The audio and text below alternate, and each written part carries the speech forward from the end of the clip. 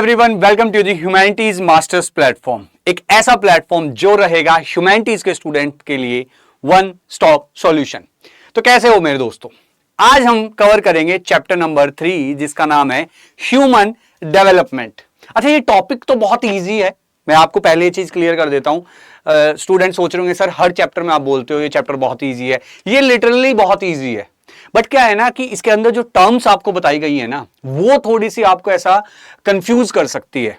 मेरा मानना ये है, क्योंकि इस चैप्टर के अंदर हम दो वर्ड्स को बार बार पढ़ रहे होंगे और उन दोनों वर्ड्स के बीच में अगर आपको एक माइनर सा डिफरेंस समझ आ गया ना, तो ये समझो कि भाई ये पूरे का पूरा चैप्टर आप समझ जाओगे और बहुत इजी हो जाएगा। वो दो टर्म्स कौन सी हैं? वो है ग्रोथ एंड डेवलपमेंट। बिल्कुल सही यार, डेवलपमेंट एंड ग्रोथ। अब दोनों वर्ड सुनने में हमें ऐसा लगता है कि इन दोनों का मीनिंग एक ही है, बट ये चैप्टर क्लास 12th ज्योग्राफी का, ह्यूमन ज्योग्राफी का चैप्टर नंबर 3 हमें ये बताएगा कि एक्चुअली में जो ग्रोथ वर्ड का मीनिंग होता है वो कुछ और होता है और डेवलपमेंट का जो मीनिंग होता है वो कुछ और होता है। चलिए स्टार्ट करते हैं। सबसे पहले हम ग्रोथ वर्ड को समझेंगे कि आखिर ग्रोथ वर्ड होता क्या है।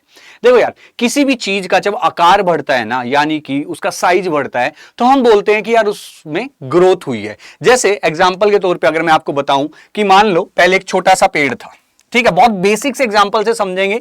स्टार्टिंग में ही हमें जो 10-15 मिनट हमारा जो स्टार्टिंग का लेक्चर है ना, ये समझ लो कि ना 60% चैप्टर यहीं कवर हो जाता है हमारा, जो कंसेप्चुअल पार्ट है। उसके बाद सिर्फ चीजों को याद करने वाली यहाँ पे चीजें रह जाती हैं। तो स्टार्टिंग के 15 मिनट ना जरा सा ध्यान बोर्ड पर रखना, यानी कि स्क्रीन पर रखना, और दाएं बाएं जो गतिविधियां चल रही हो, एक्टिविटी चल रही हो, उनको रोक देना थोड़ी देर के लिए, ठीक है। अच्छा, एक ग्रोथ वर्ड का सबसे पहले हम मीनिंग समझते हैं कि आखिर ग्रोथ वर्ड होता क्या है, ये बताता क्या है हमें ग्रोथ। अच्छा, हमें ऐसा लगता है, अभी तक हमें ऐसा ही लगता था, मुझे भी ऐसा ही लगता था जब तक मैंने इस बारे में पढ़ा नहीं था, कि ग्रोथ और डेवलपमेंट का मतलब एक ही है, बट ऐसा नहीं है। ग्रोथ का मतलब यह है, मान लो हमने एक छोटा सा पौधा लगाया, अब जाहिर सी बात है पौधे में पानी खाद सब कुछ डाला, कुछ टाइम बाद वो पौधा बड़ा हो गया, ठीक है।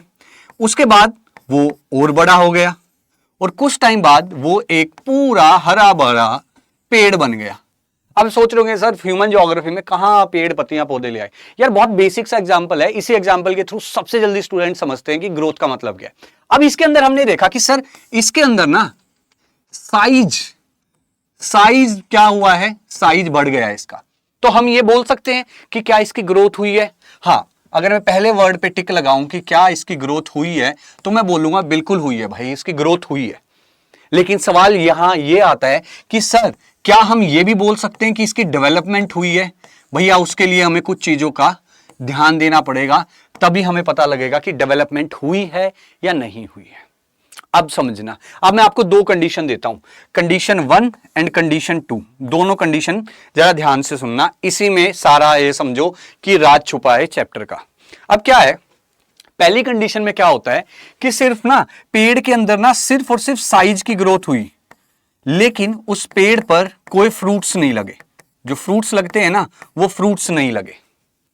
Number 1 condition. नंबर 2 में क्या होता है कि सर नंबर 2 में साइज भी बढ़ा और साथ के साथ उस पे बहुत अच्छे अच्छे क्या लगे, फ्रूट्स लगे, बढ़िया मजेदार रसीले फ्रूट हमने तोड़कर खाए। अब इन दोनों में आपको एक बेसिक सा डिफरेंस ये दिखा कि सर पहले वाले में फ्रूट्स लगे हैं, दूसरे में नहीं लगे हैं। क्या यही डेवलपमेंट की कुंजी है, या बोलो कि की है? यहीं से समझ आएगा, बिल्कुल सही, यहीं पर डेवलपमेंट का राज छुपा है। पहली कंडीशन में हमने देखा कि भैया सिर्फ उसका साइज बढ़ रहा था। अब पौधे को ना, कहीं पर पौधा अगर एक बार हो जाता है ना पौधा, उस पौधे को छोड़ दो, उसमें कोई खाद नहीं, पानी नहीं, कुछ मत डालो, तो आप एक चीज देखोगे कि धीरे धीरे उस पौधे का साइज तो बढ़ रहा होगा। लेकिन वहीं पर अगर एक दूसरा पौधा होगा जिसमें हम प्रॉपर पानी डाल रहे होंगे, खाद दे रहे होंगे, अच्छा उसका ध्यान रख रहे होंगे, उस पर हर्बिसाइड्स, पेस्टिसाइड्स, फर्टिलाइजर, सारी चीजें उस पर हम लगा रहे होंगे, तो आप देखोगे कि उस पौधे का साइज तो बढ़ेगा ही बढ़ेगा, लेकिन एट लास्ट वो फ्रूट भी देगा। तो ये वाली जो कंडीशन है ना, इस कंडीशन में हम ये बोल सकते हैं कि सर वो जो पेड़ है ना, उस पेड़ की ग्रोथ के साथ साथ डेवलपमेंट भी हुई है। अब ये पेड़ का एग्जांपल था। अभी काफी स्टूडेंट ये सोचेंगे सर इस पूरे चैप्टर में कहीं भी हमने पेड़ का एग्जांपल तो सुना ही नहीं। हमने हर बार किसका एग्जांपल सुना? हमने हर बार ह्यूमन बीइंग का एग्जांपल सुना। चलो, अगर आप ये समझ गए हो ना, थोड़ा सा भी, अगर ये जो मैंने समझाया इसका 25% भी आप समझे हो ना, तो अब हम चलेंगे नेक्स्ट एग्जांपल पे। एग्जांपल के थ्रू समझते हैं। भाई दो लड़के थे, एक का नाम था चिंटू और एक का नाम था भाई पिंटू। अपने फेवरेट यही हैं, इन दोनों से ही हम समझेंगे। अच्छा, चिंटू को क्या होता है? चिंटू को ना बेसिक जो एजुकेशन मिलनी होती है ना, बेसिक एजुकेशन, वो बेसिक एजुकेशन उसको नहीं मिली। ठीक है भाई, बेसिक एजुकेशन नहीं मिली, जाहिर सी बात है, यानी कि वो पढ़ा लिखा नहीं हो पाया, बचपन में ही उसकी पढ़ाई छूट गई। साथ में हमने देखा कि भैया जो उसके आसपास हेल्थ केयर का सिस्टम था ना, वो हेल्थ केयर का सिस्टम भी उसको नहीं मिल पाया, जिसकी वजह से बड़ा होकर जब वो ग्रोथ हो गई उसके अंदर, जाहिर सी बात है, बच्चा है भाई, बड़ा तो होगा ही ना। वो है ना कि भैया पैदा हो गया, अब तो भगवान ही पालेगा, है ना। तो वैसे वो पल तो गया, वो बड़ा तो हो गया, लेकिन भाई ना तो उसको कोई ढंग की जॉब मिली, ठीक है, ना तो उसको कोई अच्छी जॉब मिली, और ना ही उसको उसकी सोसाइटी में कोई इज्जत मिली, यानी कि रिस्पेक्ट थी, वो भी नहीं मिली। ठीक है, तो इस कंडीशन में हमने क्या देखा? इस कंडीशन में हमने देखा कि सर ग्रोथ हुई है उसकी, हम ये मानते हैं, क्योंकि चिंटू जब 10 साल का था जब उसको एजुकेशन नहीं मिली, जब चिंटू 15 साल तक का हुआ तब उसको हेल्थ केयर भी नहीं मिला, 15 साल की उम्र में वो बीमार हुआ, उसको नहीं हेल्थ केयर मिला, उसकी बॉडी अच्छे से, जो कहते हैं ना, हृष्ट पुष्ट हेल्दी, वो नहीं हो पाया, और बड़ा होकर जब वो 21 साल का हुआ तो उसको ना ही कोई जॉब मिली। लेकिन वहीं दूसरी तरफ पिंटू था, पिंटू को भाई बेसिक एजुकेशन भी अच्छी खासी मिली, अच्छे स्कूल में वो पढ़ा, अच्छा हो ना हो भाई एजुकेशन जरूर मिली, कहने का मतलब ये। अच्छा, दूसरे में उसको हेल्थ भी मिल गई, यानी कि उसका जो हेल्थ केयर सिस्टम था उसके आसपास वो भी प्रॉपर था, अगर वो बीमार पड़ता था तो उसको दवाई मिल जाती थी टाइम से जाकर, और जब वो बड़ा हुआ तो बड़ा होने के बाद उसको क्या हुआ? जॉब भी मिल गई। तो इस वाली कंडीशन में क्या हुआ? इस वाली कंडीशन में हमने ये देखा कि भाई ग्रोथ भी हुई, ग्रोथ के साथ डेवलपमेंट भी हुई, यानी कि सर कहने का मतलब यह है कि इंसान को सिर्फ बड़ा नहीं होना, लायक भी बनना है। सारा खेल है लायक बनने का। अब ये डेवलपमेंट का चैप्टर है, डेवलपमेंट को हिंदी में हम क्या बोलते हैं? विकास, यानी कि भैया मेरे ही नाम पे ये चैप्टर बना हुआ है, ठीक है, तो थोड़ा प्राउड फील करो, जिसके नाम से चैप्टर बना है वही तुम्हें पढ़ा रहा है, तो खुश हो जाओ। दूसरी चीज, लायक बनना बहुत जरूरी है। एक राजेश खन्ना की एक मूवी है, बहुत पुरानी मूवी है, ठीक है, उसमें ना उसका एक डायलॉग है कि बाबू मोशाए, जिंदगी लंबी नहीं, जिंदगी बड़ी होनी चाहिए। यानी कि भाई लंबा जीने का कोई मतलब नहीं है, ग्रोथ ग्रोथ होते रहने से कोई मतलब नहीं है, डेवलपमेंट, लायक होना बहुत जरूरी है। और ये दोनों एग्जाम्पल में हमने यही देखा कि पहले वाले एग्जाम्पल में पेड़ लगाया, पेड़ बड़ा तो हुआ, यानी कि ग्रोथ तो हुई, बट डेवलपमेंट नहीं हुई क्योंकि फल नहीं लगे। लेकिन दूसरी कंडीशन में ग्रोथ के साथ डेवलपमेंट भी आ गई। तो अब ना दो कंडीशन यहां पर याद रखना, दो कंडीशन हमेशा याद रखनी है कि sir without growth, without growth, ये चीज याद रखना, डेवलपमेंट नहीं हो सकती, डेवलपमेंट नहीं हो सकती। मतलब कि सर भैया कहने का मतलब ये है, छोटे से पौधे पे क्या फल लग जाएगा? पौधे को बड़ा तो होना पड़ेगा ना, तभी तो फल लगेगा। क्या छोटा सा बच्चा डॉक्टर बन जाएगा क्या 5 साल का? नहीं बनेगा ना, पहले उस बच्चे को बड़ा होना पड़ेगा ना, बड़ा होने के बाद तभी तो वो क्या होगा? डॉक्टर लगेगा। जैसे कि आपने देखा है कि मिनिमम जो काम करने की एज है, चाइल्ड लेबर को हम रोकते हैं ना, क्या कहते हैं कि भैया अभी जो वो बच्चा है पूरी तरीके से डेवलप नहीं हुआ है, डेवलपमेंट नहीं हुई है उसमें, आप 10 साल की उम्र में, 12 साल की उम्र में, 14 साल की उम्र में उसको काम पे नहीं लगा सकते, उसको कम से कम 18 साल का होने दो, यानी कि एक पर्टिकुलर ग्रोथ होने दो उसकी, एक स्पेसिफिक ग्रोथ जब हो जाएगी तब आप उसको क्या है काम पर लगा सकते हो। यानी कि ग्रोथ सबसे पहले होगी, ग्रोथ होगी, और ग्रोथ के बाद ही क्या है? डेवलपमेंट होगी। और ग्रोथ कैसी होनी चाहिए? ग्रोथ होनी चाहिए पॉजिटिव, ग्रोथ होनी चाहिए पॉजिटिव, यानी कि पेड़ बड़ा होना चाहिए, ये नहीं कि पेड़ बड़ा हुआ और हमने काट दिया, ना ना ना, फिर कुछ नहीं लगेगा। दूसरी कंडीशन क्या कहती है कि अगर हर बार ग्रोथ हो रही है तो क्या जरूरी है कि हर बार ही डेवलपमेंट होगी? नहीं, ये जरूरी नहीं है, ना ना ना, मैंडेटरी नहीं है। जैसे कि मैंने पहले एग्जांपल में दिखाया आपको कि पेड़ बड़ा तो हुआ, यानी कि ग्रोथ तो हुई, लेकिन क्या उसके अंदर डेवलपमेंट हुई? नहीं हुई, फल नहीं लगे। जैसे फिर दूसरे एग्जांपल में मैंने दिखाया कि चिंटू बड़ा तो हुआ, बड़ा तो हुआ, लेकिन डेवलपमेंट नहीं हुई उसमें। पिंटू बड़ा हुआ लेकिन उसमें भी उसकी डेवलपमेंट हुई।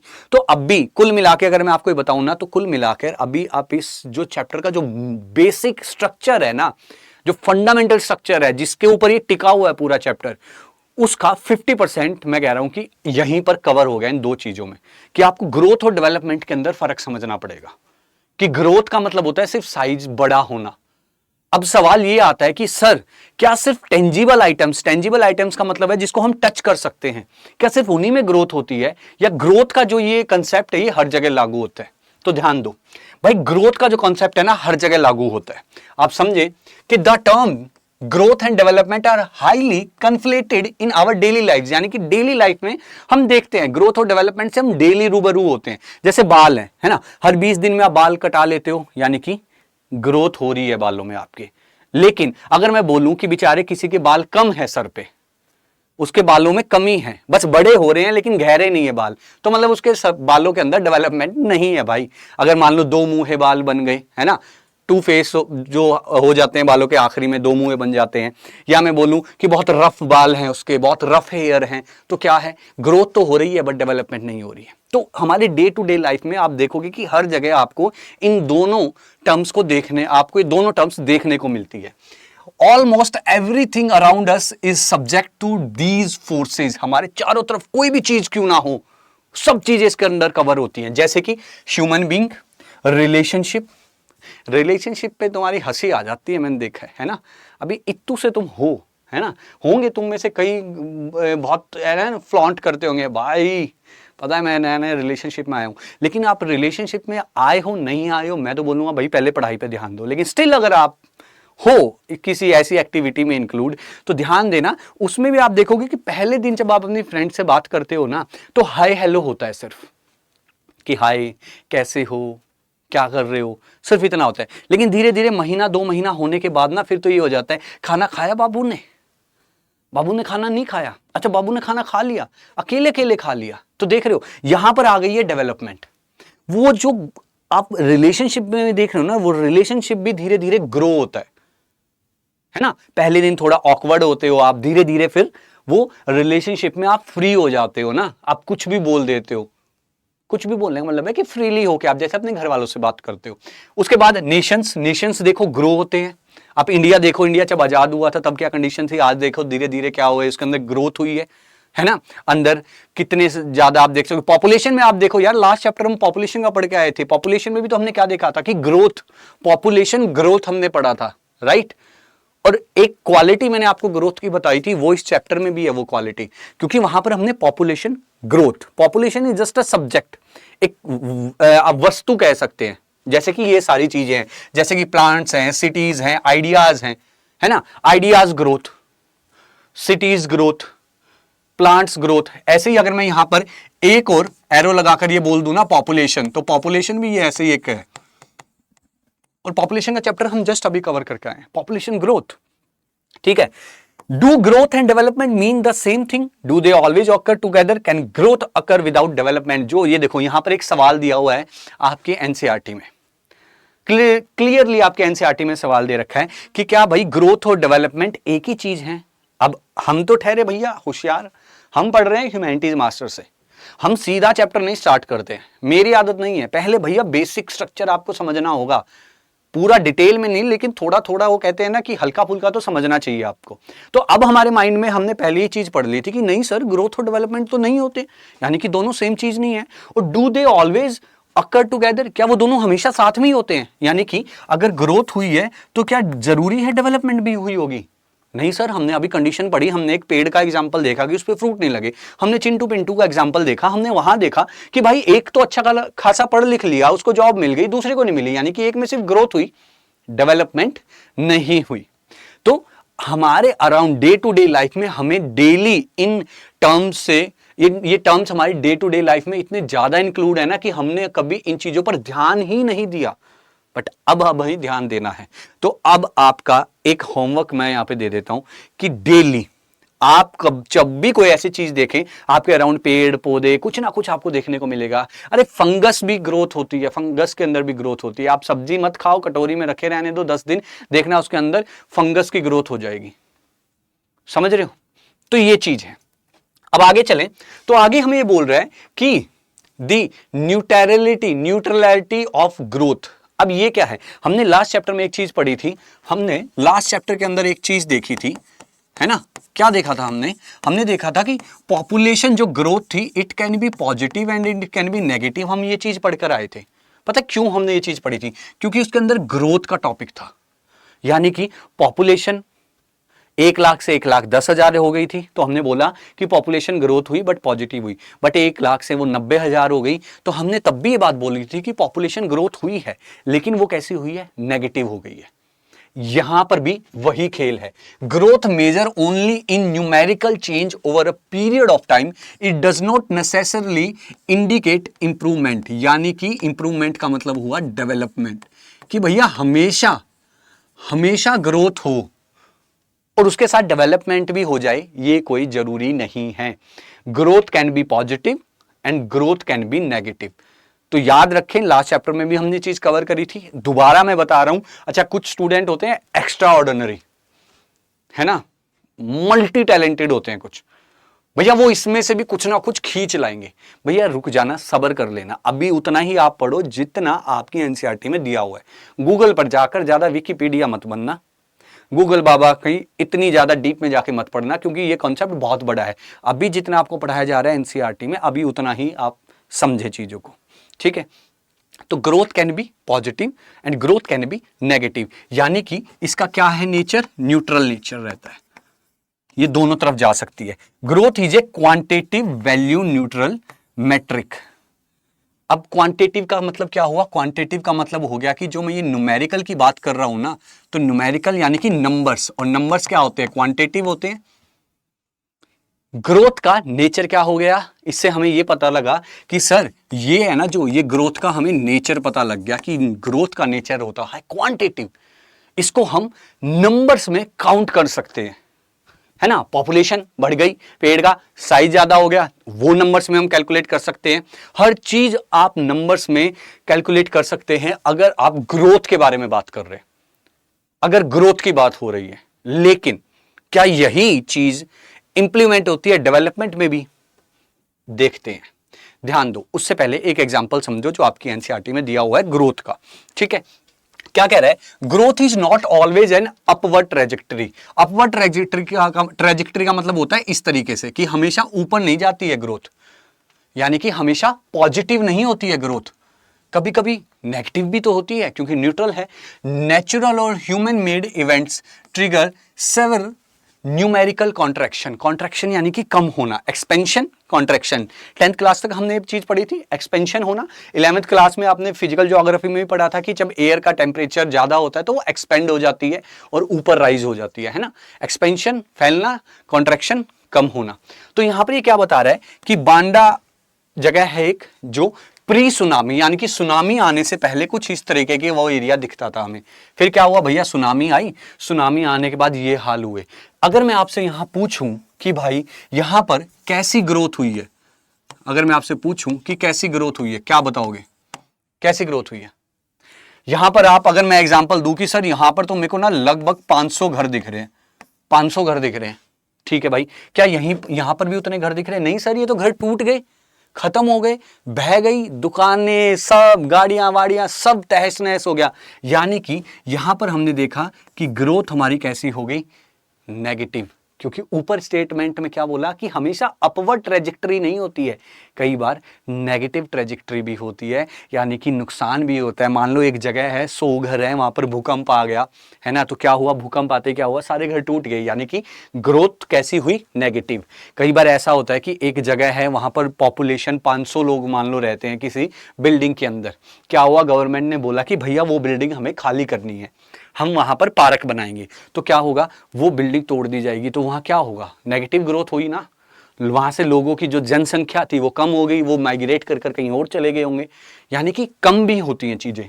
तो can cities experience negative growth due two reasons other than natural disaster? ये आप लोगों के लिए सवाल है, ये आप लोगों के लिए मैं एक सवाल दे रहा हूं कि जो सिटीज हैं, क्या वो जो एक्सपीरियंस करती है नेगेटिव ग्रोथ, जैसी ये नेगेटिव ग्रोथ हुई है, ये किस वजह से हुई है? ये तो नेचुरल कैलेमिटी की वजह से हुई है, नेचुरल डिजास्टर की वजह से हुई है। लेकिन यहां पर सवाल ये पूछ रहा है कि क्या हमेशा नेचुरल डिजास्टर की वजह से ही ग्रोथ में चेंज आता है, और वो भी नेगेटिव चेंज? क्या ये जरूरी है, कंपल्शन है हमारे ऊपर कि सिर्फ नेचुरल डिजास्टर ही नेगेटिव में लेके जाएगा, कुछ और ले जा सकता है या नहीं? इसका सवाल आप लोग देंगे, वो भी कमेंट बॉक्स में, और फिर मैं आपको रिप्लाई करूंगा कि हाँ आप ठीक है, आप गलत है, लेट्स सी। थोड़ा डिस्कस करते हैं यार चीज़ों को। ज्योग्राफी ह्यूमैनिटीज़ के स्टूडेंट हो यार आप में तो डिस्कशन इतना ज़्यादा होना चाहिए ना, मतलब कोई हद ही नहीं है। साइंस और कॉमर्स वाले इतना डिस्कस नहीं करते हैं, वो नहीं करते हैं। लेकिन हमारा तो प्रोफेशन ही ये बनना है। आगे जाके बड़े होके क्या बनोगे? कोई जज बनेगा, कोई पॉलिटिशियन बनेगा, कोई प्रधानमंत्री बनेगा, कोई राष्ट्रपति बनेगा, कोई यूपीएससी क्लियर करके कहीं डीसी लगेगा, आईपीएस बनेगा, फॉरेन सर्विस में जाएगा, कहीं भाई पब्लिक डीलिंग करनी है। यानी कि डिस्कशन आपके तो बिल्कुल रग रग में अब रम जाना चाहिए। तो कमेंट बॉक्स में इस चीज पर डिस्कशन हम जरूर करेंगे। नेक्स्ट चलते हैं, आगे क्या कह रहा है? The requirement of improvement. Improvement की रिक्वायरमेंट कहां पर है? Requirement of improvement, development refer strictly to qualitative improvement. Qualitative यानी कि यहां पर बात हो रही है क्वालिटी की, क्वांटिटी की नहीं, नंबर्स की नहीं, क्वालिटी की बात हुई है। यानी कि इससे हमें पता लगा कि सर जो नेचर है डेवलपमेंट का वो कैसा नेचर है? वो नेचर है क्वालिटी पे बेस, यानी कि क्वालिटेटिव। ग्रोथ क्वांटिटेटिव था। It can not occur without positive advancement of existing condition. यानी कि डेवलपमेंट कब होगी? कि जो अभी हमारी करंट कंडीशन है जब तक उसमें कोई पॉजिटिव यानी कि बढ़ावा नहीं होगा, अच्छा नहीं होगा उसमें, तो हम डेवलपमेंट नहीं बोल सकते हमारी। जैसे कि जस्ट एक एग्जांपल देता हूं, मान लो मैं एक एरिया ए के अंदर रह रहा हूं, this is city A, this is city A. अब मैंने यहां क्या देखा कि यहां पर ना सिटी ए के अराउंड, सिटी ए के अराउंड बहुत ज्यादा ना क्या था? कूड़ा कचरा था, पॉल्यूशन था, बहुत ज्यादा कूड़े का ढेर लगा रहता था। अब होता है ना डंपिंग एरिया होता है, तो ये वाली जो सिटी ए थी इसके अराउंड ना ये डंपिंग एरिया था। ठीक है, तो क्या होता है इसके अराउंड क्या हुआ? गवर्नमेंट ने क्या करा? गवर्नमेंट ने बोला कि भैया देखो इसको साफ करना पड़ेगा, लोगों को प्रॉब्लम हो रही है। अब ये क्या चीज हुई? इसने बोला कि भैया जो हमारी पहले की कंडीशन थी ना, कंडीशन ए, क्या कंडीशन ए, जिसमें हमारे क्या था? यहां गार्बेज था, लेकिन कंडीशन बी में क्या हुआ? वो गार्बेज हमने रिमूव कर दिया। तो क्या हमारी एग्जिस्टिंग जो कंडीशन थी गार्बेज वाली, क्या उससे हमारे अब जो कंडीशन है वो बेटर है या पहली वाली बेटर थी? जाहिर सी बात है, पहले बदबू आती थी भाई, बीमारियां फैलती थी, मक्खियां उड़ती थी, मच्छर, मलेरिया, डेंगू सब कुछ होता था, है ना। अब कंडीशन हमारी सुधर गई, मतलब कि भाई बल्ले बल्ले हमारी कंडीशन पहले से अच्छी हो गई है। तो क्या मैं बोलूंगा यहां डेवलपमेंट हुई है? जरूर हुई है सर डेवलपमेंट। और क्या इसके अंदर ग्रोथ हुई है? जरूर हुई है भाई। ग्रोथ क्यों नहीं हुई है? चीज यहां पर एरिया सारा साफ कर दिया है, साफ करने के बाद यहां पर पार्क बन गया है, यानी कि ग्रोथ हुई है ना। हमने कोई नई चीज कंस्ट्रक्ट करी, पार्क बनाया हमने यहाँ पे, यानी कि ग्रोथ हुई और उससे लोगों को फायदा हुआ, लोगों की कंडीशन में चेंज आया, जरूर आया, यानी कि डेवलपमेंट हो गई। क्लियर है? तो क्वालिटेटिव इन नेचर, याद रखना है डेवलपमेंट का नेचर क्वालिटेटिव है। ये बहुत ज्यादा हमारे कहां पूछा जाता है, जो ये वाली चीज है ना, ये एमसीक्यू में बहुत पूछी जाती है आपसे। क्वालिटेटिव नेचर है, और क्वालिटेटिव ऐसे ही हवा में नहीं है। अब आपको उसका मतलब समझ आ गया है, उसके पीछे का कारण समझ आ गया कि क्यों क्वालिटी पे बात होती है। ठीक है, always value positive, value positive. Growth में हमने देखा था कि ग्रोथ में सर पॉजिटिव भी हो सकती थी, नेगेटिव भी हो सकती थी, लेकिन डेवलपमेंट में आप कह रहे हो कि सिर्फ हमेशा पॉजिटिव ही होगी। ये थोड़ा कंफ्यूजन लग रहा है, मतलब नेगेटिव क्यों नहीं हो सकती? देखो यार, मान लो यहां पर कचरा था, यहां पर कचरा था, अब नेगेटिव क्यों नहीं हो सकती? यहां पर और ज्यादा कचरा हो गया, वो ढेर लग गया भाई कचरे का, कचरे का क्या हो गया? ढेर लग गया। तो मतलब कि सर जो गार्बेज था ना, गार्बेज, गार्बेज में क्या हुआ? गार्बेज के अंदर सर ग्रोथ हुई है। हाँ बिल्कुल सर, ग्रोथ तो हुई है। कैसी ग्रोथ हुई है? पॉजिटिव। गार्बेज में तो पॉजिटिव ग्रोथ हुई ना, गार्बेज बढ़ गया, मतलब कोई भी चीज का साइज बढ़ना इट मींस ग्रोथ। बट क्या डेवलपमेंट हुई है? नहीं सर, डेवलपमेंट कैसे हो जाएगी? गार्बेज बढ़ने से तो हमारी समस्या और हो गई। तो it means always value positive, यानी कि डेवलपमेंट तभी हो सकती है जब हमारी एग्जिस्टिंग कंडीशंस हैं, जो एग्जिस्टिंग हमारी कंडीशन है वो बेटर होनी चाहिए, ना कि कैसी होनी चाहिए? खराब होनी चाहिए, बेटर की तरफ जानी चाहिए। And improve the overall quality of life. ठीक है, ओवरऑल क्वालिटी ऑफ लाइफ। तो यहां पर जो गार्बेज वाला एग्जांपल था ना, इसने दोनों चीजें हमारी कवर कर दी कि ग्रोथ होने का मतलब ये नहीं है कि हर बार डेवलपमेंट हो। ग्रोथ दो तरीके से हो सकती है। देखो, एक सवाल आपके मन में आना चाहिए, मेरे को तो ऐसा लगता है कि कुछ स्टूडेंट्स के मन में जरूर आया होगा। जैसे मैंने बोला कि ये सिटी ए थी, सिटी ए के अराउंड यहां पर क्या था? गार्बेज था। क्या था? गार्बेज था। अब ये क्या हुआ, ये गार्बेज ना इंक्रीज हो गया और ज्यादा हो गया है गार्बेज। तो इसमें क्या हमने देखा कि सर ग्रोथ तो हमारी पॉजिटिव हुई है बट डेवलपमेंट हमारी नहीं हुई, क्योंकि सिर्फ गार्बेज बढ़ा है। हमारी जो यहाँ क्वालिटी थी, क्वांटिटी तो इंक्रीज हुई है बट क्वालिटेटिव चेंज कोई नहीं आया है ना। गार्बेज की थोड़ा ना कोई क्वालिटी होती है, गार्बेज तो गंद ही रहता है। लेकिन एक दूसरी कंडीशन ये है कि हमने क्या करा कि हमने इस गार्बेज को साफ करा, इस गार्बेज को साफ करा, और साफ करने के बाद हमने क्या करा, यहाँ पर पार्क बना दिया। तो क्या मैं इस कंडीशन में भी बोल सकता हूं कि सर ग्रोथ हमारी पॉजिटिव हुई है? क्या मैं बोल सकता हूं? जरूर हुई है। हमने पार्क कंस्ट्रक्ट कर दिया, पार्क कंस्ट्रक्ट कर दिया। हमने यहां पर क्या लगा दिए, हमने ट्री लगा दिए, एफोरेस्टेशन कर दी, हमने पौधे लगा दिए, यहां पर एक आधी शॉप खुल गई दाएं बाएं, यानी कि हमारी ग्रोथ हुई। लेकिन अगर मैं अब आपसे पूछूं कि भाई क्या डेवलपमेंट हुई, यानी कि क्या हमारे वहां पर जो लोग रह रहे थे इसके अराउंड, क्या उनकी क्वालिटी में चेंज आया, रहने सहने में चेंज आया? तो आप बोलोगे सर बिल्कुल चेंज आया, यानी कि वो भी पॉजिटिव रहा है। इट मीन्स कि दोनों पॉजिटिव हुए हैं। तो ग्रोथ का पॉजिटिव होना जरूरी है। विदाउट ग्रोथ पॉजिटिव हुए डेवलपमेंट हो ही नहीं सकती। लेकिन यह जरूरी नहीं है कि हर बार अगर ग्रोथ पॉजिटिव है तो डेवलपमेंट भी होगी, वो जरूरी नहीं है। इट मींस कि डेवलपमेंट के लिए मैंडेटरी तो है पॉजिटिव ग्रोथ, बट जरूरी नहीं कि हर बार पॉजिटिव होने पे डेवलपमेंट होगी ही होगी। क्लियर? देखो यार, किसी को भी अगर कोई डाउट हो ना तो डिस्क्रिप्शन बॉक्स में ना नीचे लिंक दे रखा है हमने टेलीग्राम चैनल का। उस चैनल पर सारे फैकल्टीज आपको अवेलेबल हैं। आप अपना ड्रॉप करें वहां पर डाउट, हम अपना ड्रॉप करेंगे सॉल्यूशन। ठीक है, वहां हम टेलीग्राम लाइव भी कर सकते हैं। लेकिन अगर कोई स्टूडेंट ये चाहता है कि सर हमें तो पर्सनली अगर सिर्फ आपसे ही बात करनी है तो कैसे करेंगे भाई, उसका करने के लिए ये मेरा पर्सनल चैनल है टेलीग्राम का, आप यहां मुझसे कनेक्ट कर सकते हैं। @विकासमान26 करके आप जब सर्च करेंगे तो मेरा टेलीग्राम चैनल आपको मिल जाएगा। ठीक है, आगे बढ़ते हैं, हम आगे चलते हैं। तो यहां पर मैंने एक चार्ट बना दिया है लास्ट में, ताकि सारी चीजें एक जगह हमें समझ आ जाए, एक बार रिवीजन हो जाए।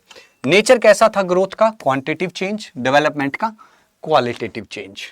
वैल्यू कैसी है? इसकी वैल्यू न्यूट्रल रहती है, इसकी वैल्यू हमेशा पॉजिटिव रहती है, जस्ट अभी पढ़ा।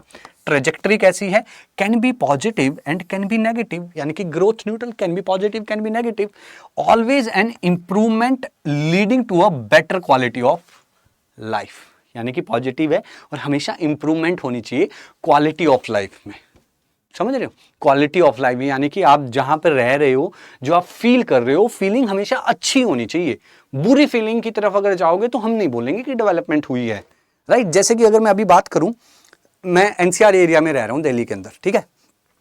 तो यहां पर आप देखोगे सर्दियों के अंदर ना एयर पॉल्यूशन बहुत ज्यादा हो जाता है।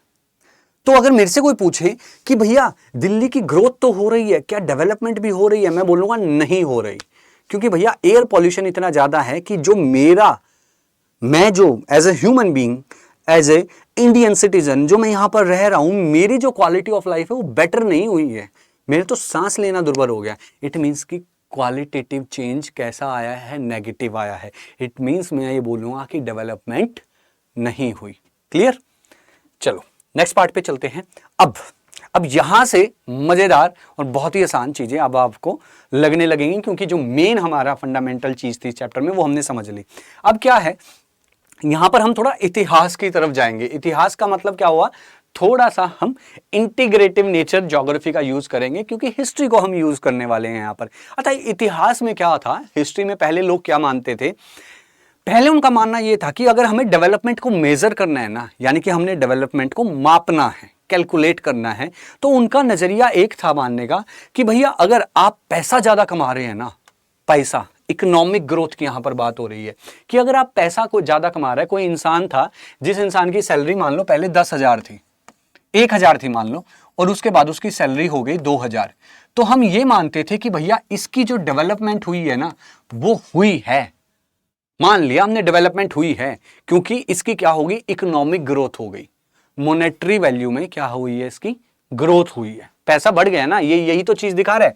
नंबर में चेंज आया, चेंज आने का मतलब है ग्रोथ। नेगेटिव या पॉजिटिव कैसी हुई? पॉजिटिव ग्रोथ हुई। तो हमने मान लिया कि पॉजिटिव ग्रोथ हुई है तो डेवलपमेंट हो गई। और वो जो पॉजिटिव ग्रोथ हुई है वो किस टर्म में हुई है? इकोनॉमिक ग्रोथ में हुई है। बट यहां पर एक सवाल उठने लगा बाद में। क्या सवाल उठने लगा? कि fails to improve opportunity and freedom the human development shift. Human development shift क्या है, जरा ध्यान से पढ़ो। The larger a country economy, the more developed it was believed to be. Economic growth alone fails to capture human reality. कह रहा है कि भैया पहले हम ये मान रहे थे कि इकोनॉमिक ग्रोथ से हम ये समझ के बैठते थे कि डेवलपमेंट हो रही है, बट भाई बाकी जो क्राइटेरिया हैं, बाकी जो पीओवी हम बोलते हैं, पॉइंट ऑफ व्यूज बोलते हैं, या बाकी जो चीजें हमारी लाइफ में हो रही हैं, उनमें भी इंप्रूवमेंट हुई है या नहीं, हम ये कैसे मान सकते हैं। जैसे कि मैंने दिल्ली का एग्जाम्पल लिया, मान लो मैं दिल्ली में रह रहा हूँ, ठीक है, मैं दिल्ली में रह रहा हूँ, मेरी मान लो पहले सैलरी 1 लाख थी, आज मेरी सैलरी होगी 2 लाख। तो पहले के हिस्टोरिकल पॉइंट ऑफ व्यू से देखें तो हम ये तो बोलेंगे कि सर हाँ आपकी ग्रोथ हो गई है, और काफी लोग आज भी आप लोग ये समझेंगे अरे सर आपकी तो डेवलपमेंट भी हुई होगी, 1 लाख से 2 लाख हो गए भैया। लेकिन अगर मैं बात करूं एयर पॉल्यूशन की, तो तब क्या जवाब दोगे, मेरी क्वालिटी ऑफ लाइफ तो नहीं हुई इंप्रूव, मैं तो सांस लेना मुश्किल हो गया। अगर मैं बात करूं ट्रैफिक की, तो ट्रैफिक में मैं डेली फंसा रहता हूं, पहले मैं आधा घंटा फंसता था, आज मैं 1 घंटा फंसने लग गया। अगर मैं बात करूं ड्यूरिंग रेनी सीजन में जहां पहले पानी नहीं इतना भरता था, आज और ज्यादा पानी भर रहा है, तो आप क्या बोलोगे, आप बोलोगे हाँ सर यार परेशान तो आप हो, पैसे से क्या कर लोगे, पैसे से साफ हवा थोड़ी ना ले लोगे, एयर प्यूरिफायर घर पे लगा लोगे, गाड़ी में लगा लोगे, बाहर तो निकलना पड़ेगा, समझ रहे हो। सर आप पैसे से गाड़ी तो ले लोगे, लेकिन जाम में तो खड़ा होना पड़ेगा। सर आप पैसे से अपना घर तो अच्छा बना सकते हो, लेकिन सड़क पे तो पानी भरा रहेगा ना, गाड़ी तो निकालनी पड़ेगी वहां पर। तो ये चीज यहां पे बताई जा रही है कि सिर्फ इकोनॉमिक टर्म में human development shifted the focus permanently from economy to the people. जब ये सारे सवाल हमारे दिमाग में आने लगे ना, और एक सवाल जब दुनिया ने इन क्वेश्चंस पर सोचना स्टार्ट करा, तब ये शिफ्ट हमने देखा कि हमने इकोनॉमिक ग्रोथ के चक्कर को छोड़कर, मतलब इस कंसेप्ट को या इस अप्रोच को छोड़कर हम दूसरी अप्रोचेज की तरफ जाने लगे। हमने बोला कि सिर्फ इकोनॉमिक ग्रोथ से कुछ नहीं होता भाई, हमें बाकी चीजों पर भी ध्यान देना पड़ेगा, सिर्फ पैसे से ही कुछ नहीं होगा।